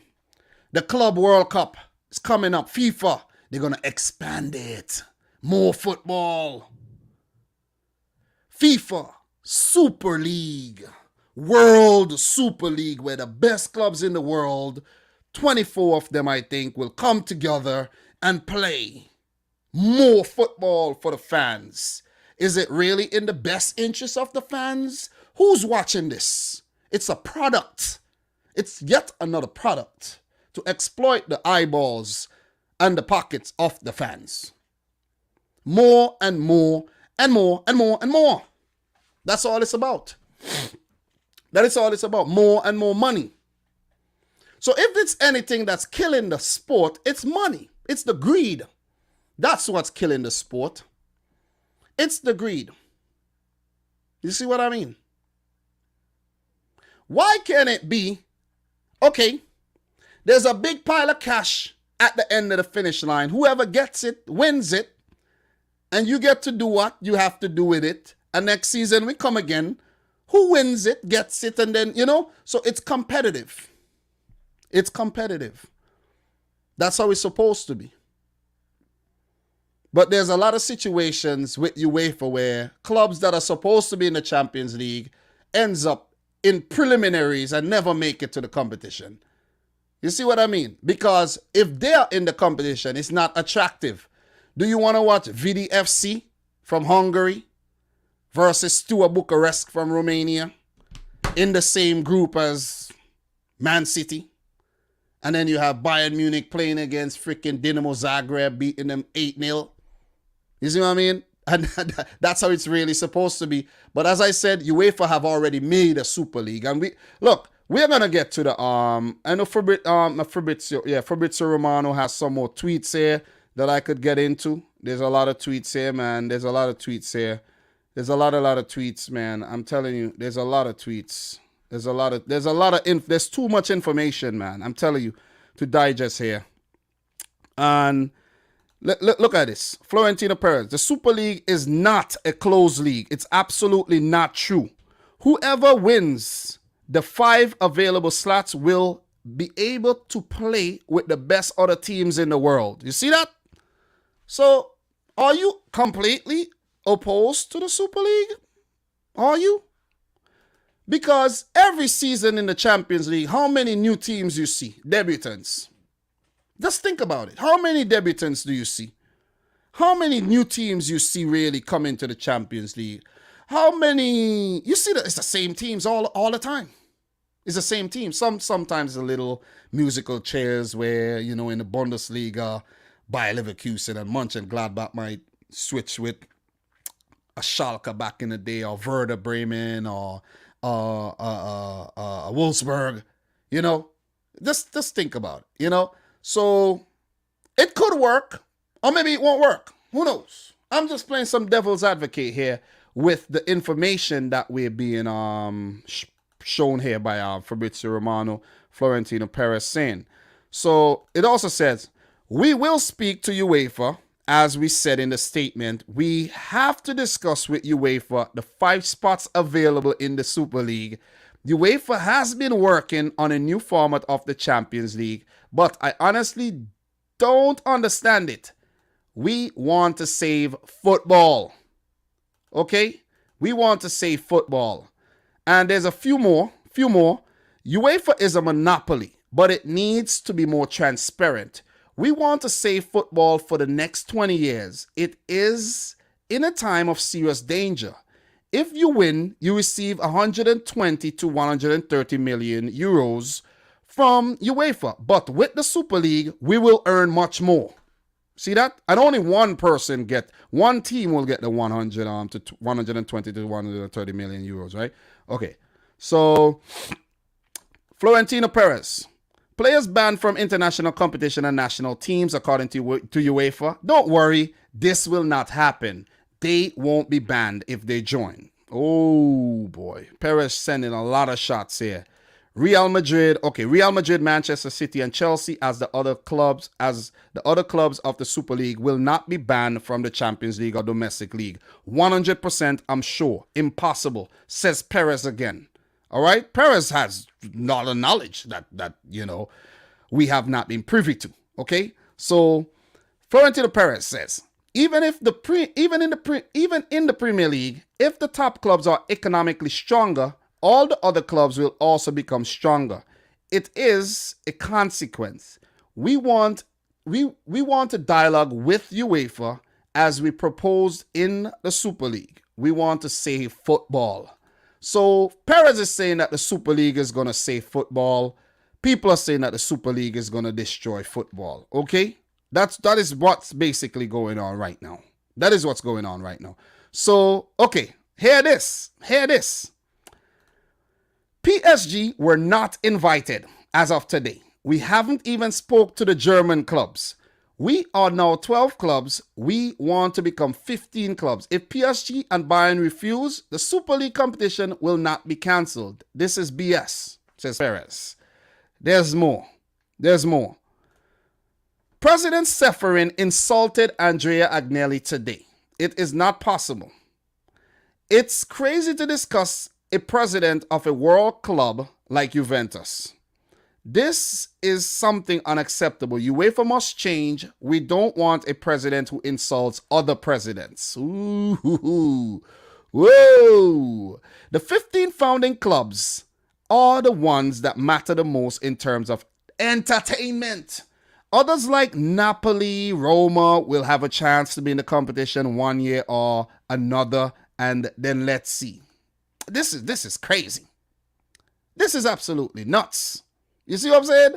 Perez is spitting. Listen, you guys have to admit it. Perez is talking some truth here. As much as we don't want to admit it and accept it, he's talking some truth. He's talking some truth. You know what I'm saying? We got to look at it. We got to play some devil's advocate, guys. He's talking some true things. We are now getting to hear from both sides. Both sides. Okay? Now we are hearing from both sides. 30 push-ups after every hour of talking. Thank you very much, Eric Sternberg, man. I appreciate it. Eric from Canada. Thank you very much. Appreciate that, man. I don't do push-ups. I'm not very good at push-ups, though. Big up to Josh Byrne for still being in here. Appreciate that. You know what I mean? So, Josh Byrne is saying football will not be destroyed, just evolve. I'm going to get to some comments just now. Let me just finish off this this Twitter thing with Fabrizio. This has been very informative, though, with these what Fabrizio have retweeted there. And it has to be a reason why he tweeted these Perez quotes. I think Fabrizio is up to something, you know. I think Fabrizio is like another Elon Musk type person who's like tweeting out these things, these signs, you know what I mean? Like he's giving you like little nuggets and you don't even realize it, you know what I mean? So Perez is also saying that this Super League is not for the rich, but it's to save football. If this continues, football will disappear by 2024 we would already be dead. This is the only way to save everyone, big, medium, and small clubs. Ooh, boy. A lot promised here. All right, Boris Johnson said he will do everything to cancel the Super League because they explained to him that the Premier League would disappear. It's false. It's not true. Everything will go back to normal. I hope the world does go back a bit normal, you know what I mean? Need this COVID thing to disappear. That's what I need to disappear. COVID. Florentino Perez to El Chiringuito. Real Madrid and other Super League clubs will not be excluded from the 2020-21 Champions League. It won't happen. The law protects us. This is impossible. Woo, boy. Shots. Pew, pew, pew, pew, pew, pew, pew, pew, pew, pew, pew, pew, pew. Oh, pew, pew, pew, pew, pew, pew, pew. Shots. Florentino Perez also said, the new Champions League format for 2024 is something absurd. I have no personal interest in making this Super League. I have no personal interest in making this Super League. Like he said, it's not personal. I am not the owner of Real Madrid, but only the president because Real is owned by the members. I only want to save football, says Perez. So that'll be it in terms of, wait, there's more. God damn, there's more golden nuggets. Barcelona are going through a very difficult economic situation. Laporta immediately understood and accepted, like all the great clubs in the world, this Super League will save the entire world of football. Perez, man. Flag bearer. He also said, we have not invited PSG yet. We're going to talk with many clubs and explicate them about the Super League project. If Bayern refuses to join, it won't cancel. Don't worry. We will also hire some of the best referees in the world. Pew, pew, pew, pew, pew, pew, pew, pew, pew. More shots. More shots. Basically saying that the UEFA referees are no good. Florentino Perez also said the contract of the Super League is binding. Nobody can leave. We will all work together. We will work all together. All the clubs signed the contracts last Saturday. There's no problem. Contracts have been signed. This is crazy. Oh, man, again, why aren't UEFA and La Liga salaries public? Why haven't salaries been reduced like everyone else during the pandemic? We need more transparency. We know the salary of LeBron James, but we don't know the salary of the UEFA president. Oh, more shots. More shots. Are you with me here, guys? More shots. There's more. I didn't even realize there's so many things, man. That's crazy. There's a lot of things, man. And we're going to get through them. We're going to get through them, man. We're going to get through them. Look, we're going to get through these. We're going to get through these. These are good. Again, if we can start the Super League in August, we would do it. We will do our best to start this year. We want to reach an agreement with UEFA and the other parties involved. We will talk with UEFA, FIFA. We will talk with UEFA, FIFA, and not only. Crazy. This thing is gonna come to a resolution within the next 7 days. He also said if we can start the Super League in August, we would do it. We will do I just read that. Let me see. If we can find an agreement with UEFA, we will not back down. If they want to wait for 2024 to make the reform, they can wait. We're not waiting for anyone because we need the Super. Oh, man, this is crazy. This is really crazy. Now you guys are really hearing what Perez is saying. This is hot. This is within the last hour. He also said, if young people find football matches too long, it may be because they are not interesting enough. Or maybe we might have to make football matches shorter. Nah, the thing is good. Length is good. The length is good. This is too much. This is too much now. This is enough. The last one, official statement. Well, this was 2 days ago. This is 2 days ago. Well, this was 2 days ago. So that's it for that one. What we're going to do right now, guys, big up to everybody in here. Appreciate it. I'm going to take a look at what you guys have been saying in the chat right now. Let me see what you guys have been saying in the chat. And if you haven't yet liked the video, make sure you smash the thumbs up button. I have a drink here. This is my second Corona.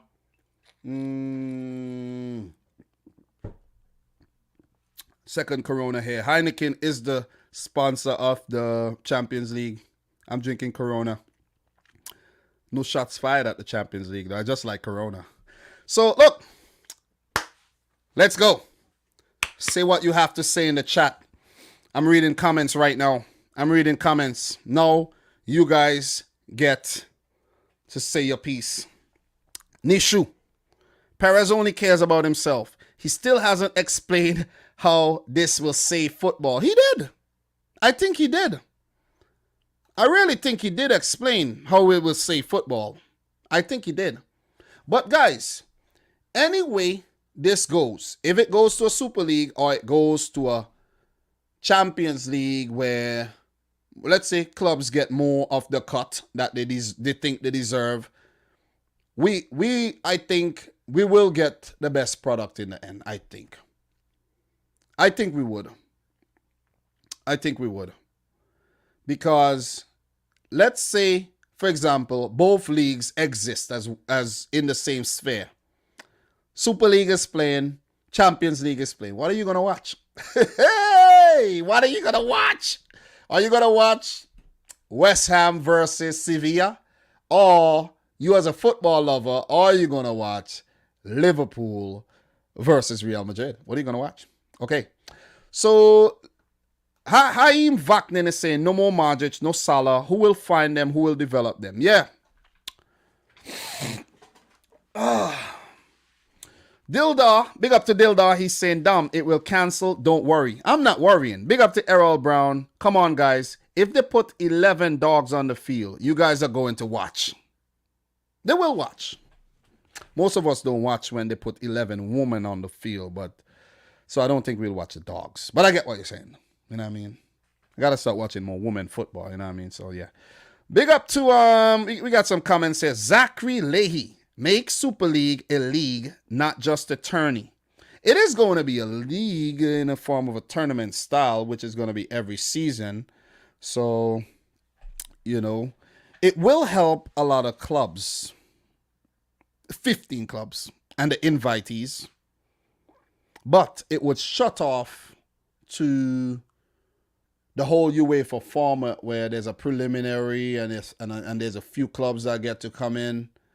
You know, it's a weird one. It is a weird one. Andre Sousa saying hello from Brazil. Big up to you, Andre. We got Leon Fife in the house. Big up to you, Leon Fife. So, AD says, I feel like this might be a bluff.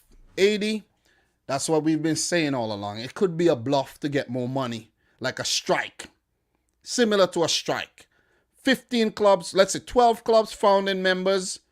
If you don't give us more money, we're going to form this Super League. We have the contracts. Because remember, if you're going to do this, you're going to have official documents to present. This is serious. UEFA be like, oh man, this could be the end of us. God damn. What are we going to do? Let's talk. Let's fix this. Let's fix this. Let's talk. Let's fix this. Let's fix this. Let's fix this. And big up to Dupe for keep telling people to smash the thumbs up button. So Moab says, I can agree with what Perez said about younger generation not watching football. Most of the young generation watch basketball. Not as many young people watch football as before because there's not the excitement. There's no passion. You see what I'm saying? Like I started watching football at the World Cup. It was a tournament. It was passionate. You see what I'm saying? I didn't have cable TV to watch the clubs play. Nobody spoke about it. But the World Cup was big. You see what I'm saying? So people are attracted to the big games. Nobody cares about the small games. I know this. I know this for a fact, guys. I'm not making this up. I know this for a fact. You see what I'm saying? But there is maybe it would have been more acceptable if, for example, you say the 12 founding members, let's say they have 3 years guaranteed the income. And maybe after that, it will be more open to more clubs to come in, and maybe some of the founding members would get bumped out because they're not good enough. You see what I'm saying? So, yeah. So maybe you have 10 teams staying, 10 teams get relegated, 20 teams per season. Maybe something. Maybe it's a better, maybe people don't like the format. Maybe people don't like when it's closed off. That's what it is. 80 Booth, Tom, I need to get that wool from in front of your eyes. Perez is playing you. No, I'm not. As I said, I'm playing devil's advocate here. I'm playing devil's advocate. I'm looking at both sides. But at the same time, guys, I know UEFA are no saints here. UEFA are no saints. They are definitely no saints. That's the thing. They are no saints. So we're not going to take a look at UEFA and be like, yeah.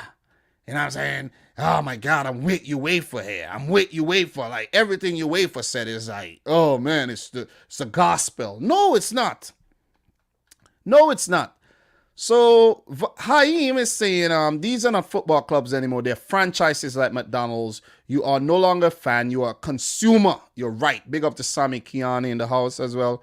Stephen Daniel says, Stephen, not Steven, said the Super League, I think it great, but why not leave UEFA Champions League? But why not? Well, I don't know if both of them are going to coexist, though. I really don't know. You know, so sell them Billy to United. Koeman can't coach.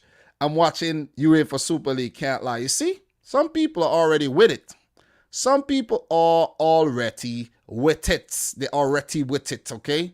So, Andre Sousa is saying that people in Brazil are crazy about this thing. Is it crazy in a good way, like you guys want the Super League, or no, you don't want the Super League? Believe me, man, I'm telling you, a lot of people are going to be crazy about this. So, Hector Morphin, how are you? Says, yeah, I totally forgot about the video games, LOL. What was said about the video games? There's also talks that, you know, let's say these clubs get booted out of the leagues or the Champions League, that EA, they won't be in the games. You think there could be a freaking FIFA game without these clubs? 12 clubs, I don't know. You know, Juventus are not in there as Juventus, but they're in there as Piemonte Calcio. And I'm telling you, it won't. But with that being said, guys, this is something I want to share with you guys. I want to share this with you guys. Let me show you something with this. Let me show you something. When we're talking about the gaming thing, I just want to show you guys something. Just a good example of something right here. Let me show you something. If it's still there. If it's still there, I'll show you. And you guys will be like, what the hell? You know what I'm saying? So, okay, I got it. Let me show you the hypocrisy and the what's the word I'm looking for? The word's not coming. Look at this, right? Just look at this. Just take a quick look at this. Now we get to the section where I want to look at what some of these YouTubers have been saying. Look at this, guys. No FIFA after this. You guys nuts? Look at this. This is just already a 3.5 hour stream. Look at this, guys. And thanks to everybody who's showing showing love, showing support to the thing. Look at this, guys. Just look at this. What do you notice?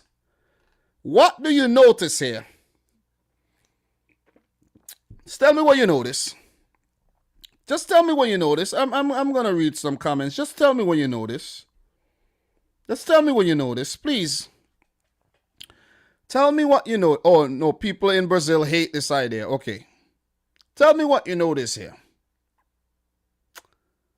All right, so this is Mark Goldbridge, right? Bam, Mark Goldbridge. 3 days ago, right? Mark Goldbridge starts a Super League FIFA stream. This is brilliant. Don't get me wrong. I'll do one too. It's hot. Goldbridge is a businessman. Money. Look at the views. He's making a lot of money. You know, a lot of super chats. Look at the views. These views make good money. I know this. Okay? Super League. But then,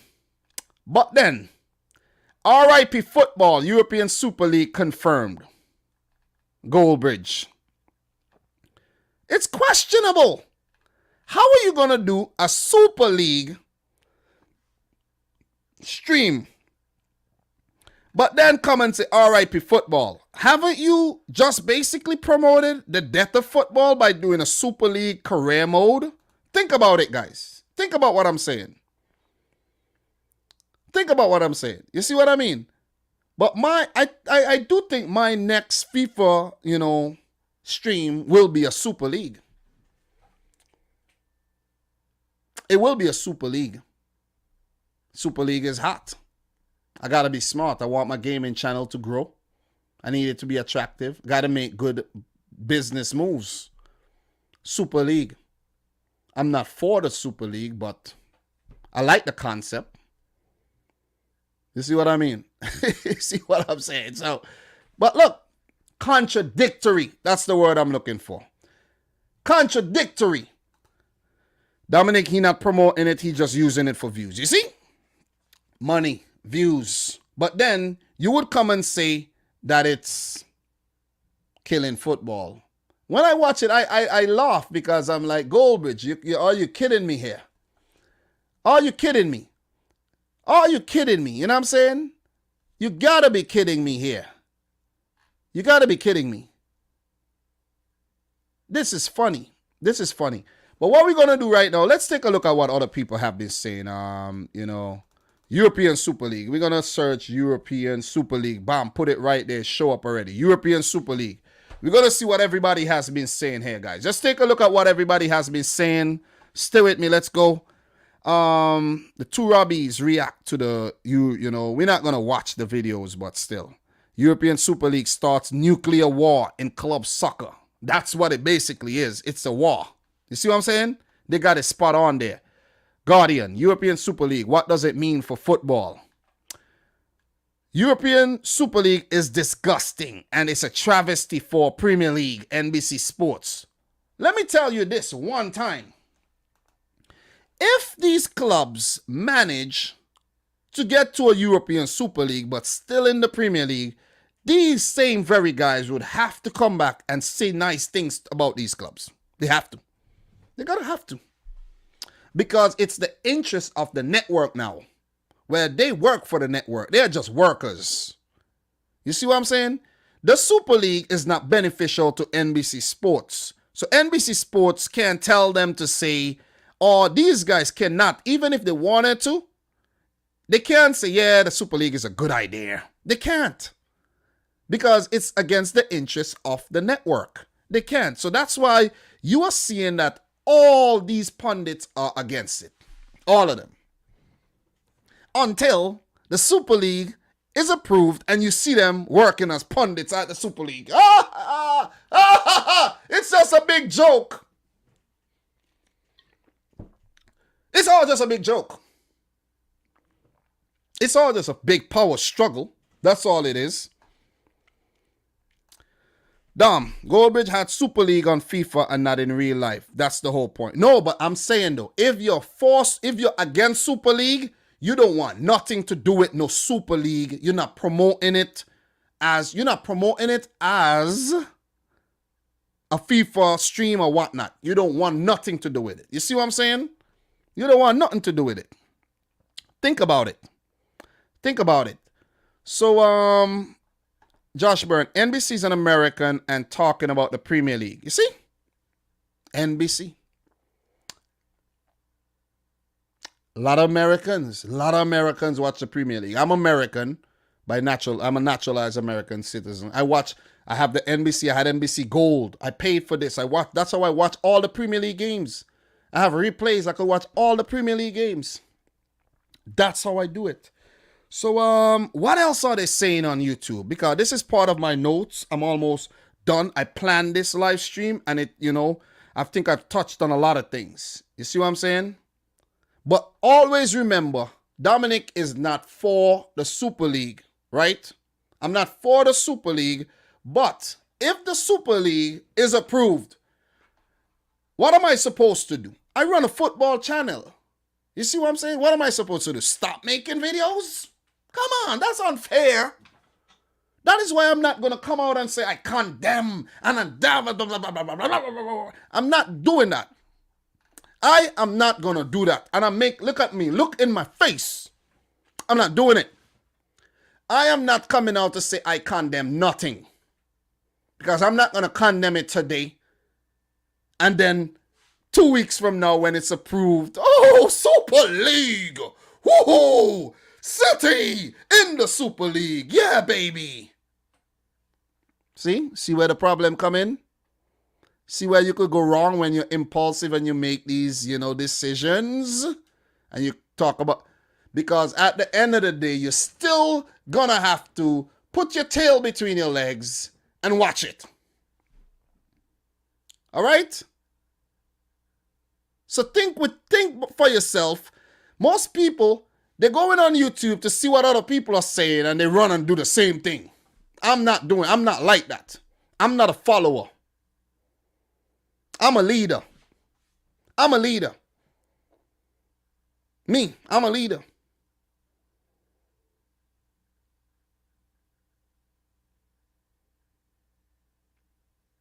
Okay? Even if the Super League is not approved, these very clubs are still going to be looked at as things will never be the same again, guys. Things will never be the same again. Remember, I told you that things will never ever be the same again. Things will never be the same again. It won't ever, ever, ever, ever be the same again. You had intentions. You had intentions to kill me.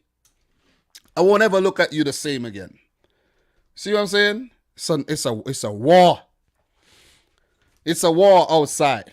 No football fan is safe from. Remember that. None of y'all safe. None. You go back here and see what people are saying. You know, Pat McPhee learns why people are pissed about the European Super League. The Pat McPhee show. This is all, you know, to join the conversation. Simple. You know what I mean? People are just making videos. Oh, you know what? Let's do a video about the freaking Super League, you know. We'll get a lot of views. You know what I'm saying? Come on, man. What are the chances of the European Super League actually kicks off? ESPN Extra Time.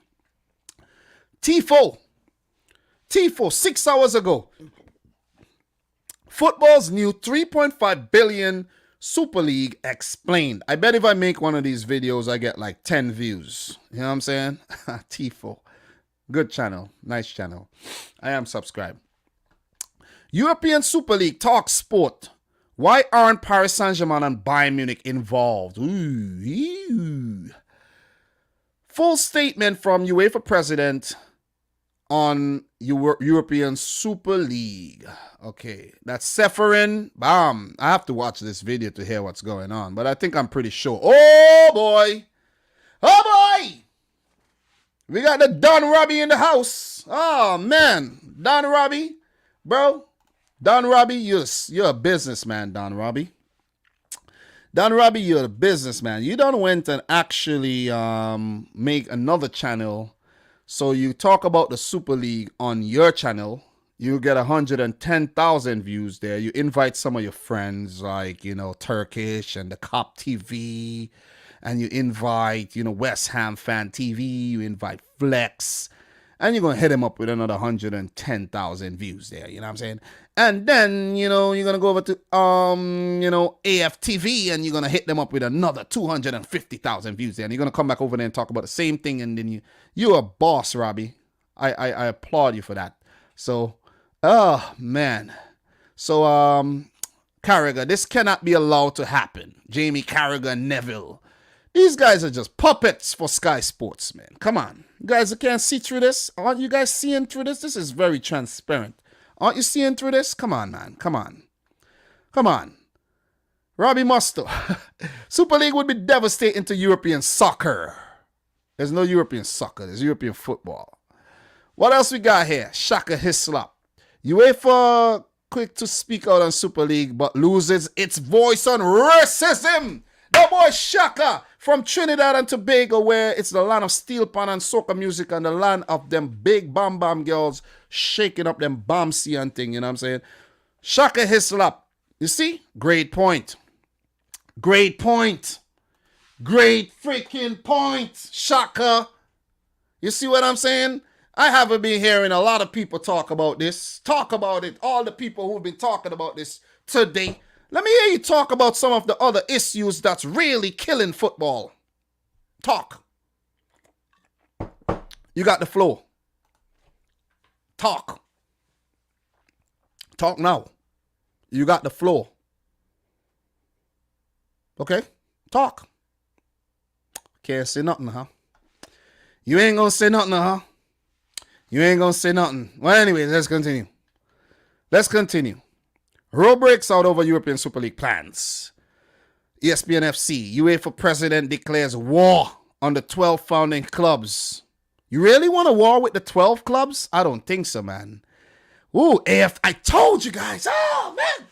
Let's take a look at AFTV. The Don Robbie. Oh, Robbie. Let me see what you been saying, Robbie. Let me see. Robbie, you bad like yours, Robbie. Robbie, you're bad. I'm telling you, Robbie, you're bad. Nobody can test you, Robbie. Robbie, nobody can test you. Look that. Since the Europa League, since the European Super League dropped, the boy Robbie done go on AFTV. Them boys done drop 1, right? 2, 3, 4 videos plus the video over on the Don Robbie channel. And this is what it is. Super League confirmed. Is this the death of Arsenal? All fans must take a stand and stop the Super League. This is a quote, right?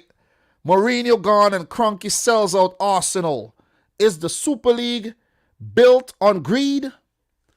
Listen, let me tell you guys something, right?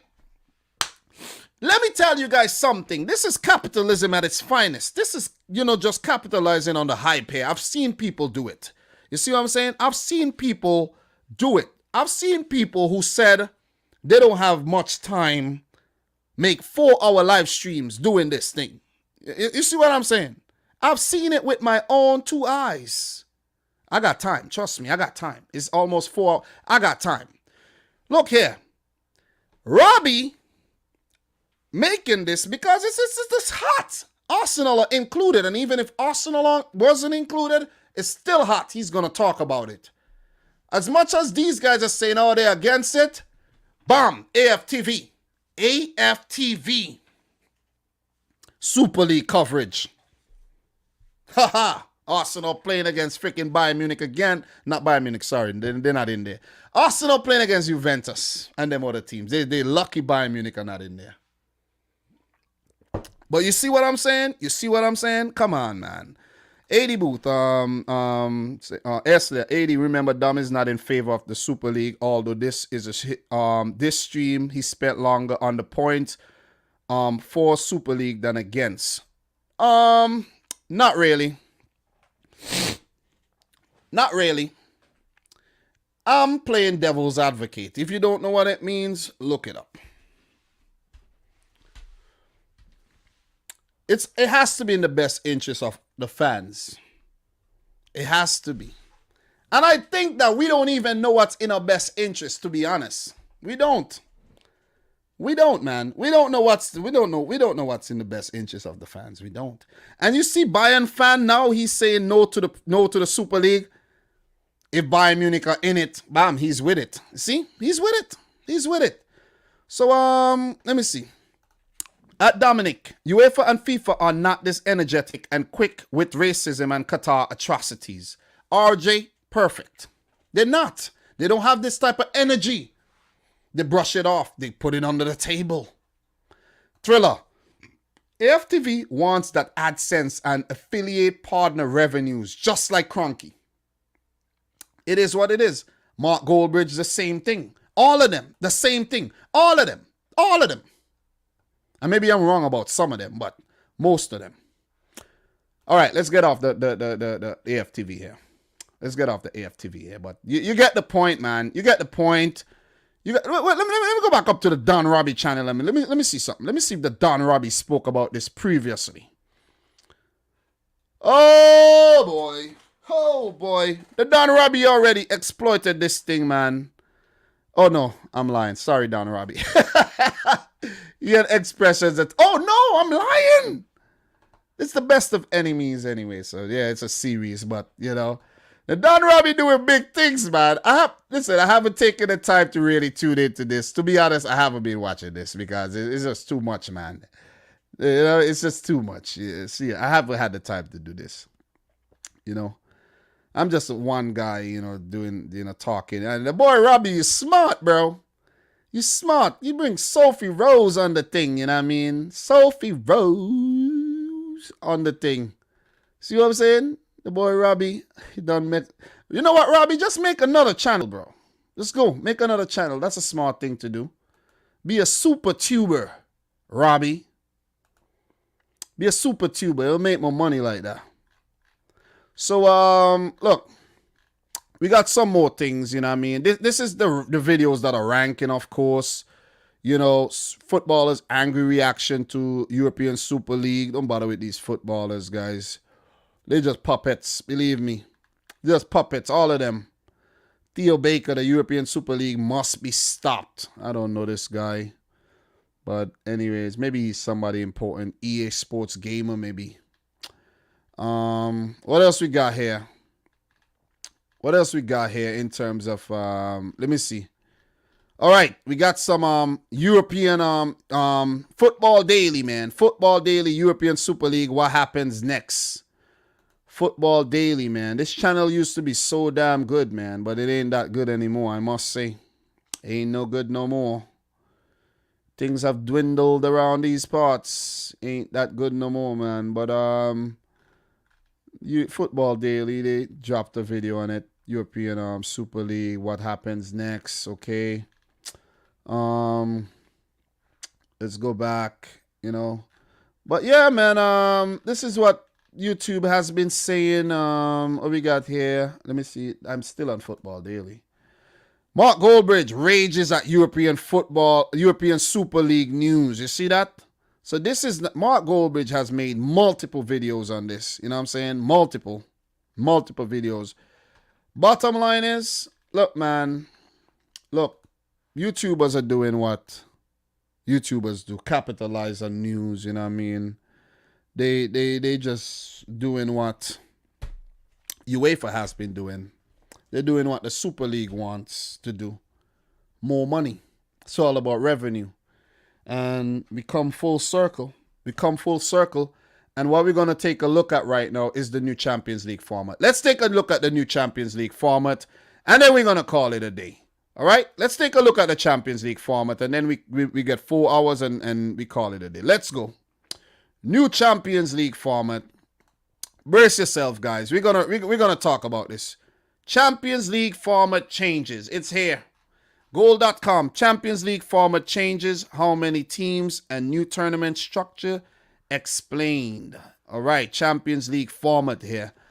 So the new plans for Europe's premier knockout competition are expected to come into change in 2024 off the backs of the Super League formation. This was the only reason why they changed it, Pressure. Following the announcement of the Super League that involved 12 of Europe's biggest clubs forming a breakaway league, UEFA have announced their own reforms of the existing Champions League. These changes are not expected to be implemented for another few years, but they are still the most substantial alterations to the Champions League as we know it. So, let's go. Let us go. How many teams will be in the new Champions League? The number of teams will be increased from 32 to 36 in the new Champions League. When will the competition... When will the champion... I don't know why I'm seeing, but... When will the Champions League structure change? The new format is expected to be implemented for the start of the 24-25 season. What changes will be made to the existing Champions League format? Aside from the increase of teams from 32 to 36, the biggest alteration is that the group stage will essentially be axed, replaced with a single league stage that includes all participating teams. Games will also be played on Thursdays instead of Tuesdays and Wednesdays. Ooh. Man, I'm telling you guys, this is a lot of football. So when the games are being played on Thursdays, what happens with the Europa League? That doesn't exist anymore?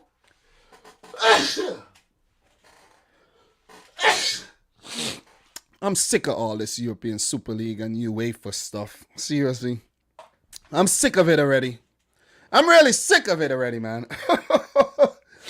Bless you, Dom. Bless you. So, going back to the Champions League here. Each participating club will feature in a minimum of 10 league stage games against 10 different opponents, 5 home games and 5 away, instead of the usual 6 matches against the same 3 teams in the group. The top 8 sides will then automatically qualify for the knockout stage, with the teams finishing 9th to 24th place facing off in a 2-legged playoff fixture in order to progress to the last 16 of the competition. This is way too many games, guys. Think about this, right? Think about this, guys. Listen to me. This is a lot of games. You play 10 games in the league stage. 10 home, 5 home, 10, 5 home, 5 away. I think I'm overspending my time here. I'm losing concentration. But 5 home, 5 away. Right? Think about it. Then if you don't place in the top 8, let's say you don't place in the top 8, and you want to get into the round of 16, the teams from 9 to 24, they play, those 16 set of teams, they play home and away again. So that's 10 plus 2. That's 12 games before you get to the round of 16, where you have to play. Let's continue. These changes, well, most likely in the round of 16, you will play home and away too, and then the last 8 home. So you could end up playing about, let's say, you could play 12 plus 2, 14, quarterfinal, 16, semifinal, 8. You play 19 games in the freaking Champions League. That's way too many games if you ask me.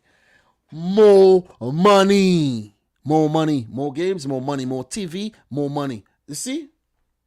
So who's the villain here? Is it UEFA or is it the breakaway UEFA European Super League? Who's the villain here, guys? They all could be seen as trying to achieve the same things.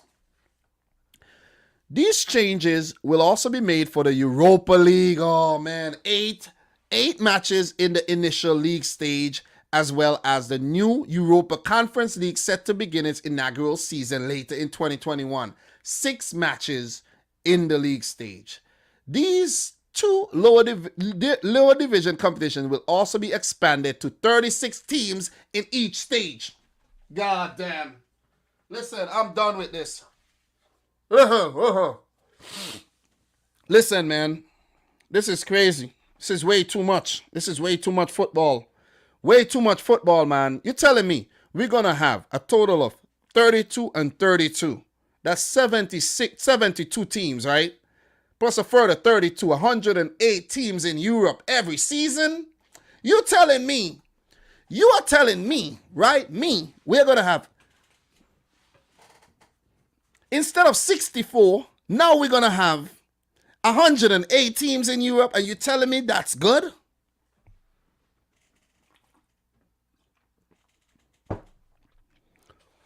It could be good. For the fans of those clubs would watch.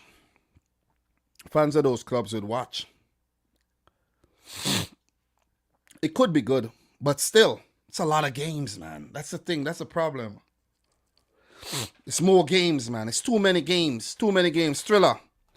Teams will feel strongest lineup in midweek for Super League instead of domestic leagues on the weekend. I don't think so, I don't think so. I think with the money, teams would actually have better squads, which means they would compete more in the leagues. Those teams in the Super League.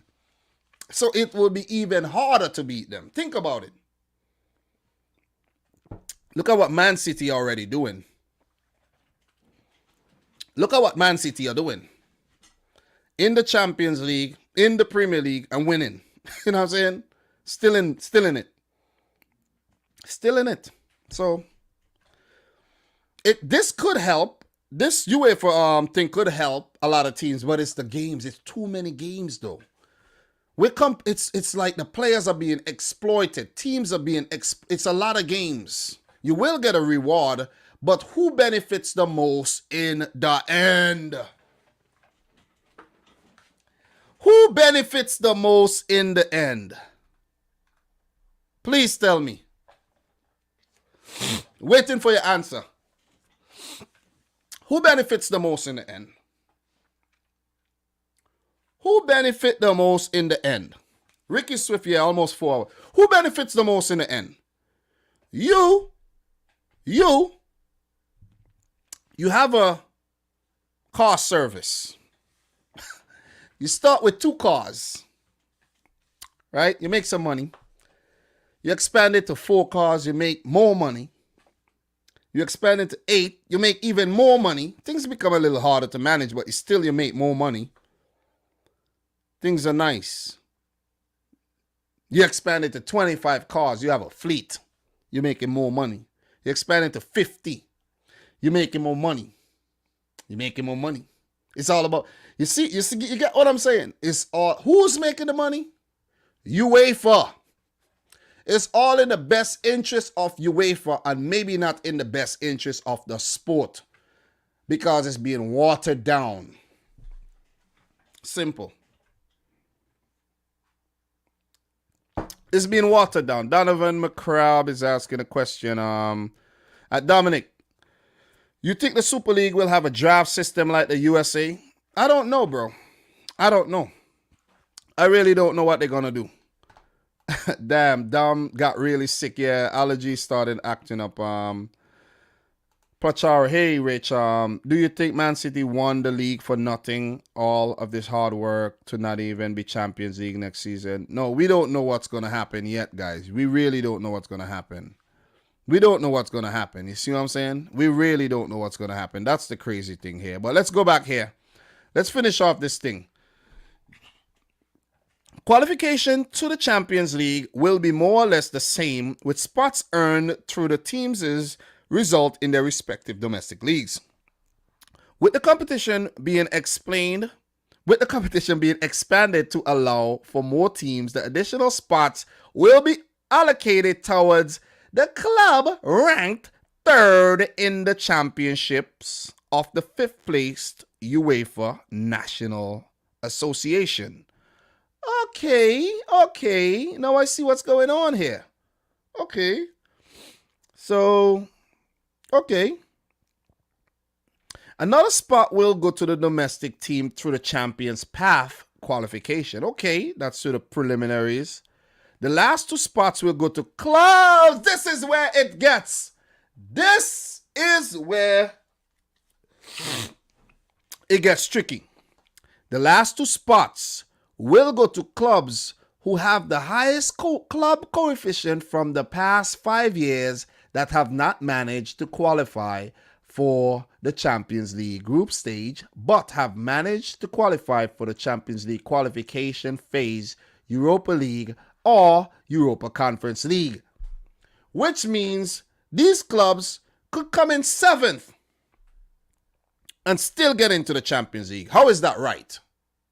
You see what I'm saying? That ain't right. So this is flawed too. This is flawed. Thriller says the next 7 days is going to be talked about for years and years to come. Definitely. Definitely, man. You see what I'm saying?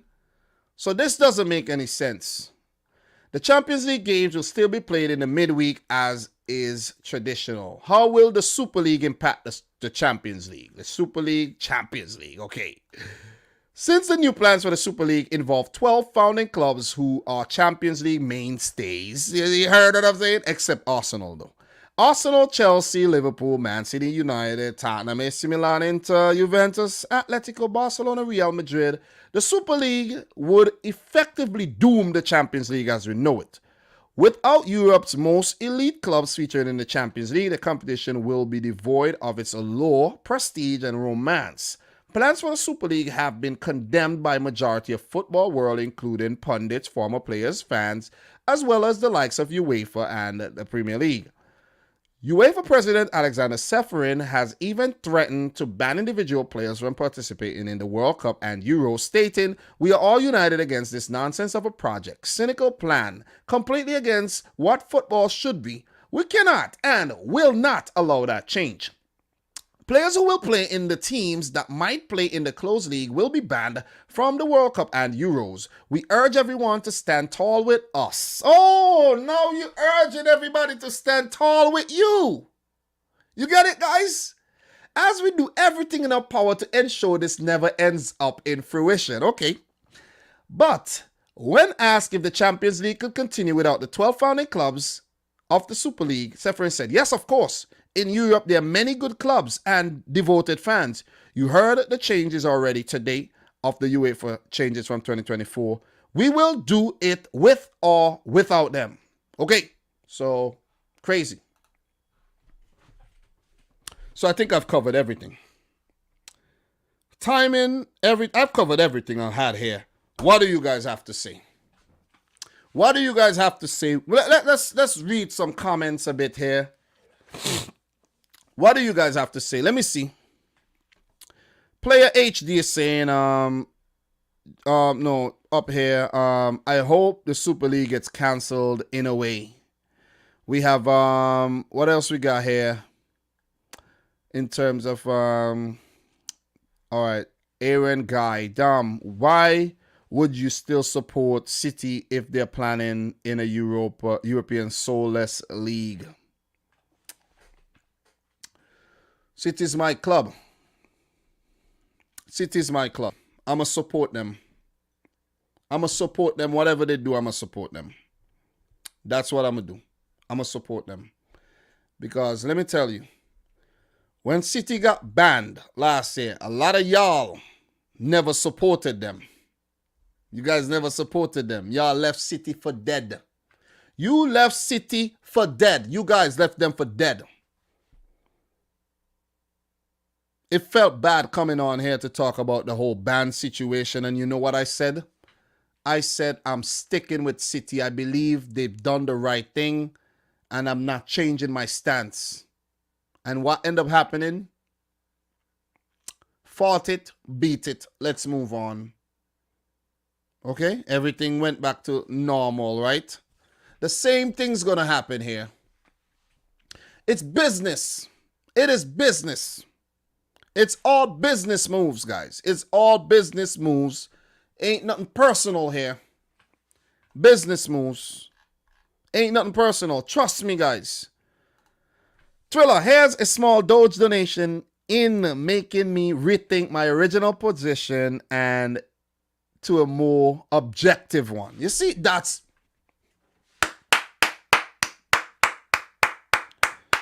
was the main goal of my stream today. Thriller, you hit the nail on the head. That was my initial goal of the stream today. To make you have an objective outlook on what's going on. All right? Do this. Don't just follow everybody else. Don't follow everybody else. Okay? Don't be like the rats, the Pied Piper. Don't be that. Don't be like that. Think and look at both sides and see what's going on. Because at the end of the day, guys, all of us are going to go back and watch. Whatever happens, we're going to have to watch it anyways. Believe me. We're going to have to watch it anyways. So Donovan McCrabb is saying boycott and get back watching street football and playing on real pitches. Dominic, do you think this will make Ronaldo leave Juventus even more quickly? No. No, I don't think so. These players are paid by these clubs. And if it wasn't for these lucrative clubs, well, these rich clubs giving these lucrative deals, these players wouldn't exist as we know them. You see what I'm saying? They won't. So, it's all about money at the end of the day. It's all about money. It's all about money, man. Those are the ones in control. Man City never used to be in the Champions League until they got the money. See what I'm saying? I'm talking about a new Champions League, you know? Never. Only when the money came. Only when the money came. If you want things to go back the way they were, let's go back in time and enjoy some of that. Let's go back in time and enjoy some of that. Things are pure. And that's why a lot of people are holding on to that old vintage stuff when it was pure, man. It ain't like that no more. But I'm glad that City are in it. Liverpool, Chelsea, United, Tottenham and Arsenal, and not just like, let's say, a few clubs. So that we could all come together and understand, like, we in this together, you know. We in this thing together. We in this thing together. So I'm not going to be one of them who just jump on here. Yeah, hate the freaking Super League. Ruining football. How do we know it's going to ruin football? How do we know? How do we know that? Don't we know that football's not being ruined right now under UEFA? How we don't know that? See what I'm saying? These are questions you got to ask yourself. Ask yourself these questions, okay? Why are some clubs made to go extinct without UEFA stepping in to help them? Just think about it, man. Okay? And we got to 252 likes. You know what I mean? We got 100 people in here. We got to 4 hours. And guys, I do appreciate all the people who have came to watch. We will come back maybe on Thursday if I do have some time early in the morning to talk about any new developments. If there's any new developments, I'm going to come back and talk about it. And, you know, it's been a good one. It's been a good one. I appreciate everybody who came out. I appreciate every single one of y'all. Palmer, Ricky Swift, I've seen you guys in here. Everybody in here, man. Everybody in here. I do appreciate y'all. And guys, since we have the full house, big congregation, I love you, but I gotta leave you right now, okay? So subscribe if you're new, like the video if you like it. Go back and watch over the replay if you miss anything, all right? So I'm gonna leave you on the high, okay? I'm leaving on the high, okay? So, guys, from your boy Dominic Rich, until next time, thanks for watching. Peace out. Rich. Squad. Peace.